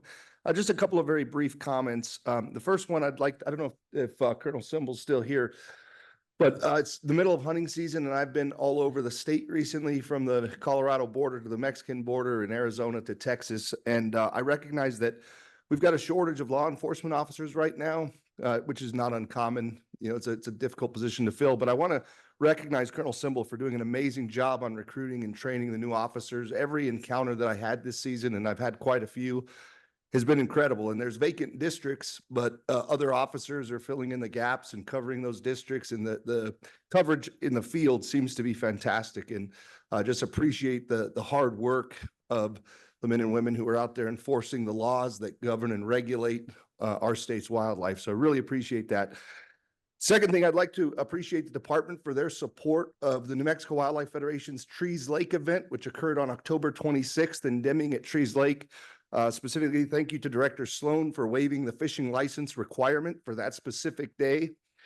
We were able to introduce hundreds of youth to fantastic fishing opportunities, provided them with gear and equipment so they can come back and continue doing positive outdoor recreation, keep them out of trouble kind of thing. So Trees Lake fishing event was a huge success, and a lot of that was because of the department's involvement and support. So thank you very much for that. Lastly, and I've been having these conversations with the chair of the commission, Richard Stump, already, but would love to see if there's an opportunity at the next commission meeting to get a presentation about wildlife corridors on the agenda. This agency has been doing some fantastic work when it comes to developing we've developed the plan. Of course, in 2019, we passed the Wildlife Corridors Action Plan. And now the work continues to try to actually implement the plan and build wildlife crossings. The New Mexico Wildlife Federation and other groups will be at the state legislature working to get the funding necessary to get some of these highway construction projects implemented so we can create jobs, increase motorist safety, and save wildlife by building overpasses, underpasses, wildlife fencing, things like that. And I think there's a lot of interest on this topic, and I think the general public would really appreciate just a short, maybe 15-minute presentation provided by someone in the agency to just provide an update on all the great work that's being done in that space. So thank you all very much. I appreciate it. Thank you. Michael Robinson. Good afternoon, Madam Chair and members of the Commission and Director. Michael Robinson, representing Center for Biological Diversity. I neglected earlier to state that we have over 50,000 members, including several thousand in New Mexico. I want to address additional items on Mexican gray wolves. I want to point out that though the U.S. Fish and Wildlife Service has developed a recovery plan that ostensibly will lead to delisting of the wolf, taking it off the endangered species list when certain criteria, including 320 wolves present for an average of 320 or more wolves present for 8 years, is reached, that those criteria will not actually lead to delisting. And that is because under the Endangered Species Act, while there are requirements for developing a recovery plan with such metrics, separately, there's the actual, and that's for proposing delisting. Separately, there's the actual criteria, which are 5 criteria that lead to a science-based decision on whether a species can be taken off of the endangered species list. I'll point out that the New Mexico Game and Fish Department, in a brief in litigation, argued before a federal court that in fact the delisting criteria should not be subject to scientific scrutiny, that they don't have to be based on science. Although they hastened to add in a footnote that they were, but they don't want anyone to review whether that science is valid, and there's a very good reason for it. It is not valid science. Under the actual criteria for delisting, you'll have to be able to show that the Mexican wolf is not in danger, or the Fish and Wildlife Service will have to be able to show. And that isn't happening because the genetic diversity is lower than it was 20 years ago, as I stated earlier. The Mexican wolf will not be delisted under current management, notwithstanding the statements of the U.S. Fish and Wildlife Service. The other thing that I want to point out regarding being able to locate wolves in real time, I mentioned that the illegal killing of Mexican wolves is higher than in any other endangered gray wolf population in the U.S. The U.S. Fish and Wildlife Service, and I believe also state of New Mexico, gives telemetry receivers to enable the locating of wolves in the field to livestock owners, and that may well be associated with a very high illegal killing rate. Two people who have been recipients of these telemetry receivers have been among the very few people, the handful of people who have taken responsibility after being charged with illegally killing wolves and associated crimes and pled guilty to that. It's very likely that their crimes were facilitated through that. There's numerous other suspicious disappearances and killings that are best explained and have been statistically explained in a peer-reviewed paper as likely caused by illegal killing, even when the animals are not located, based on statistical analysis that's very robust, convincing, and frankly tragic. And lastly, I want to say that this commission really can make a huge difference for the Mexican gray wolf. The U.S. Fish and Wildlife Service has been overly deferential to special interests, the livestock industry in particular. And now is your opportunity to tell them to take a different direction. And I hope you do. Thank you very much. Thank you. Ryan Dar, do we have anybody online with a public comment? Vice Chair, we do have 3 online attendees, and we will start with Maria Rodas. Thank you very much. I have a short comment. I'd like to read into the record that the intent of agenda item 14A, which turned out to be a giveaway of publicly owned resources regarding the El Campo Wildlife Management Area, was not revealed to the public, even though it was specifically requested to disclose that information by a member of the public, myself, and directly asked to the commission on behalf of the public by the vice chair prior to the executive session at the beginning of the meeting to this point.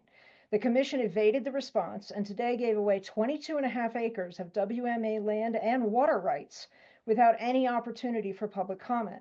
There was no posting of this planned transfer on the proposals under consideration on the DGF and commission website relative to this meeting. If you actually wish to foster public trust and serve the public, which is your job, I believe, would you expose such a giveaway of public resources, state the purpose, intent, and importantly, the proposed value to the public who own these lands of the transfer ahead of voting on such a motion? And in general, those invitations for public comment mentioned during today's meeting have not been communicated to the public in a fashion that effectively engages stakeholders. That's why you're receiving only one comment from one organization. Please make those public notices more visible to stakeholders in the future. Thank you very much for your time. Next up, Ryan. Next, we have Greta Anderson. Good afternoon again. I thank you for giving us a chance to respond to comments and add in the general comment section, because I did not get to finish my comment earlier. So as you've allowed other people to follow up, I think I will do the same. I would like to accept the challenge posed to me to present the commission with evidence around the depredation reports, the evidence of fraud, the testimony and reporting regarding people from within wildlife services, as well as I'd be happy to provide the OIG report, the findings that Mr. Patterson referred to, as well as dozens more examples of what are suspicious at best depredation reports. So I will prepare a packet for the commission. If you'd accept that, I'd be more than happy to share with you what I have learned in my number of years studying it. One thing that is important, though, to note about all of that is depredation confirmations, probable, potential, unknown, notwithstanding. What you haven't heard today is that the livestock industry receives federal money in addition to the state livestock loss board. There's a program called the Livestock Indemnity Program, and this is what I started to address earlier. That gives out money for livestock losses due to reintroduced predator species. In Catron County, the government has paid $4.2 million since 1995. Most of that money has come since 2015, when predators were added to the list of reasons for payment. And since the standards were changed, those numbers have not gone down. Since several of the people in the room today are among Catron County's top recipients of those federal dollars, it's surprising to note that their payments have not changed, despite the fact that they're telling you at the same time that this is making it harder to receive compensation. And that's because the livestock loss program, the livestock indemnity program, does not require evidence of depredation. In fact, it will take accounting statements, third-party verification, and in fact, the new wildlife services standards don't even apply to those claims. I am unable to get certain pieces of information because of the Privacy Act, but in 2023, the federal government paid 13 Catron County ranchers $660,000 for their livestock losses. I've confirmed that 90% of that is livestock losses. So you're looking at around $600,000 worth of dead cows that these folks have been compensated for. Let's have the facts. Thanks. Okay. Next up, Ryan. Thank you. And our next and final online comment is Brian Bird.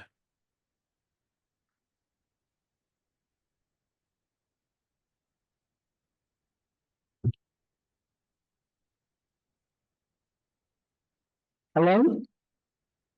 Yes, can you confirm that you can hear me? I can hear you. Thank you, Brian. Hi, good afternoon, Madam Vice Chair, Commissioners, Director Sloan. This is Brian Bird, Southwest Director for Defenders of Wildlife. I just have a couple of things to add to this conversation. One is that, in my experience, the Mexican Wolf Recovery Program in New Mexico is wildly popular with the citizens of New Mexico. We hear support constantly. I know you do too. So I just want to reiterate how popular this program is. I also want to say that Defenders of Wildlife in New Mexico and Arizona spends a majority of our annual budget working with livestock producers to reduce their losses to Mexican gray wolves. So not only are they being compensated, as Ms. Anderson mentioned, there's other programs like Defenders of Wildlife, an NGO that is partnering with producers all across the wolf recovery area to reduce their losses. So I also want to just finish by saying, if we want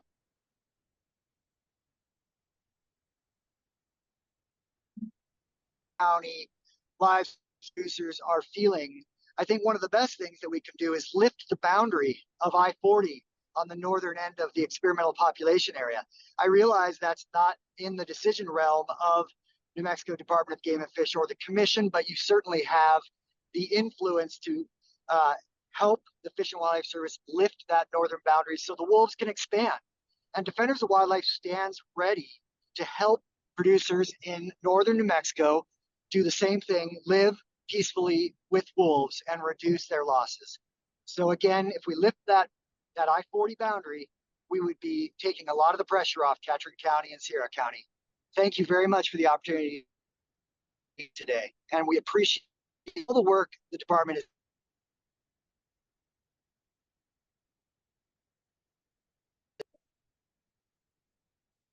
Thank you, Ryan. I think there was a disconnect there towards the end. Is there anyone else on the line?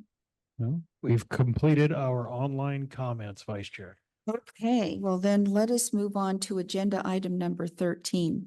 State Game Commissioners. I see that we have something called Commissioner Comments. Who wants to go first? Go first. Okay, I'll go first. Let's not all fight. Go first. I believe this is the moment where we speak up on our behalf what we've been doing. Well, this is just to let the public a little bit know of what we're doing outside of obviously what the commission does, right? So what I have done on my seat is I've been attending to schools to try to educate new generations on conservation, on the importance of conservation. I've been doing that as well. I've been meeting with members of the public, hunters, non-consumptive, ranchers, landowners. I mean, everybody who wants to speak and wants me to listen to them, I will do that. And then another thing, I've been attending to different conferences. One of them being the Outdoor Economic Conferences. I was there. And then, and as well, I presented to the Gadsden School District, which is down in southern New Mexico, Doñana County, a program about conservation education within the school district. And it was they received it very well, and they're very interested. So that's what I've been doing as a commissioner. Thank you. Go down the list again, no. Excuse me. Thank you, Madam Chair and members of the public. As you all know, I sit in this seat to represent District 3, which is Rio Arriba, Sandoval, McKinley, San Juan County. In the last few months, we've met and have had meetings with several entities. Director Sloan and Chief Laddie attended one. We met with the Rio Arriba County Commission regarding the E+ program. Very contentious meeting, as you can tell. We've also met with various other stakeholders throughout my region regarding stocking options for the lakes, as well as a few schools where we've handed out, or myself handed out some paraphernalia for getting kids engaged in wildlife, which would be like coloring books and stuff, and they've enjoyed that. And as well as meeting with various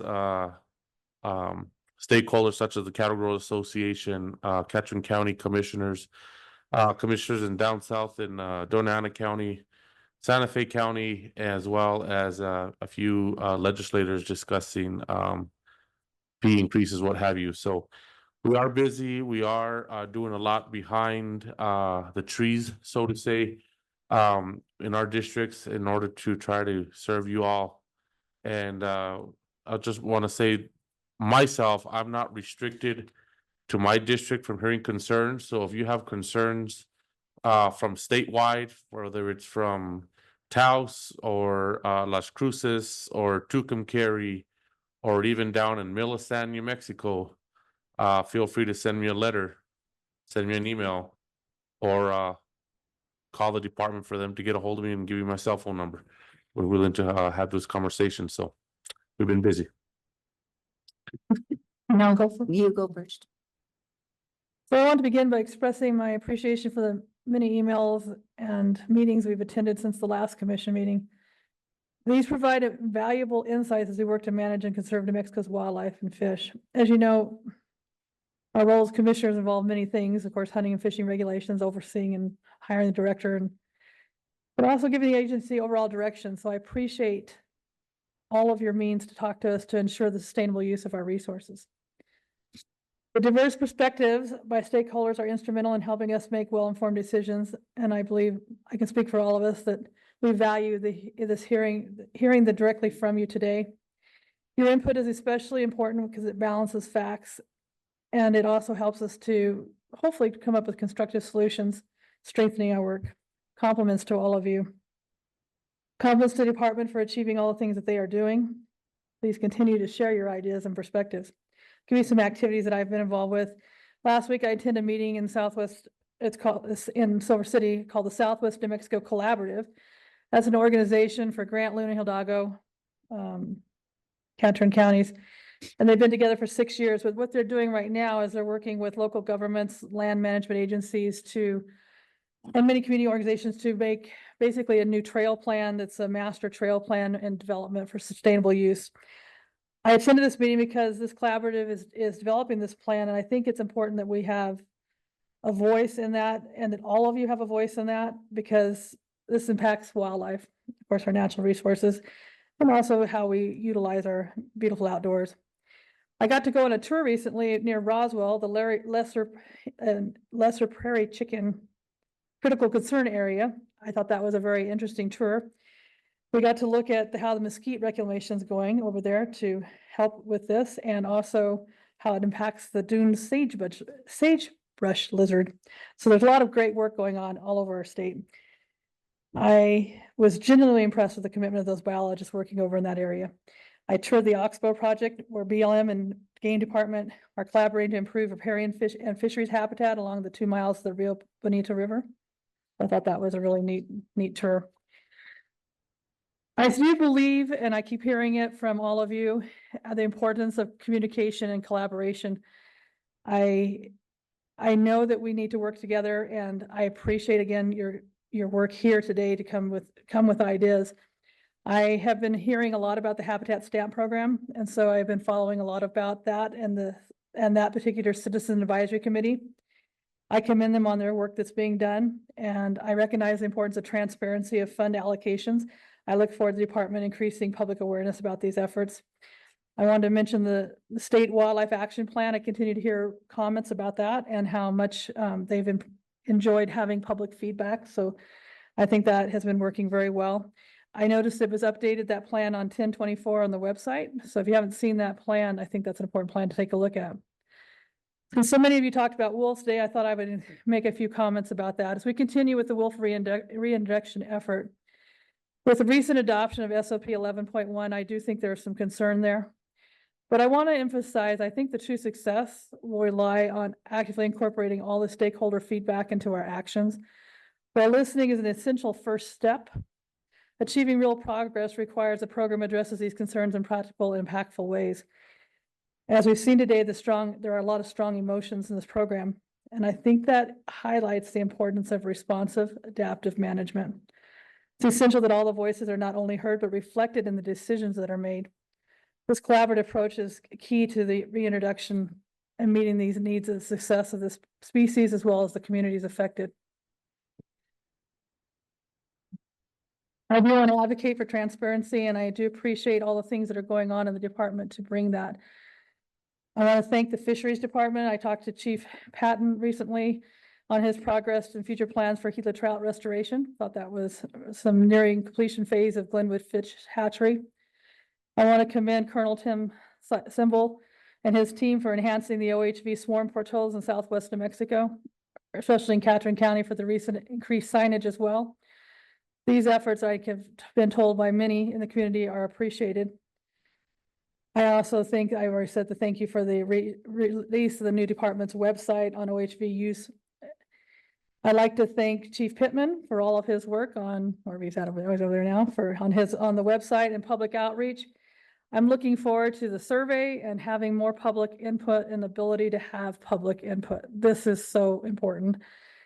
Last, thanks to Director Sloan and Chief Riley for all of your hard work and commitment to wildlife management. I appreciate the dedication of all of you, and thank you all for your passion. Well,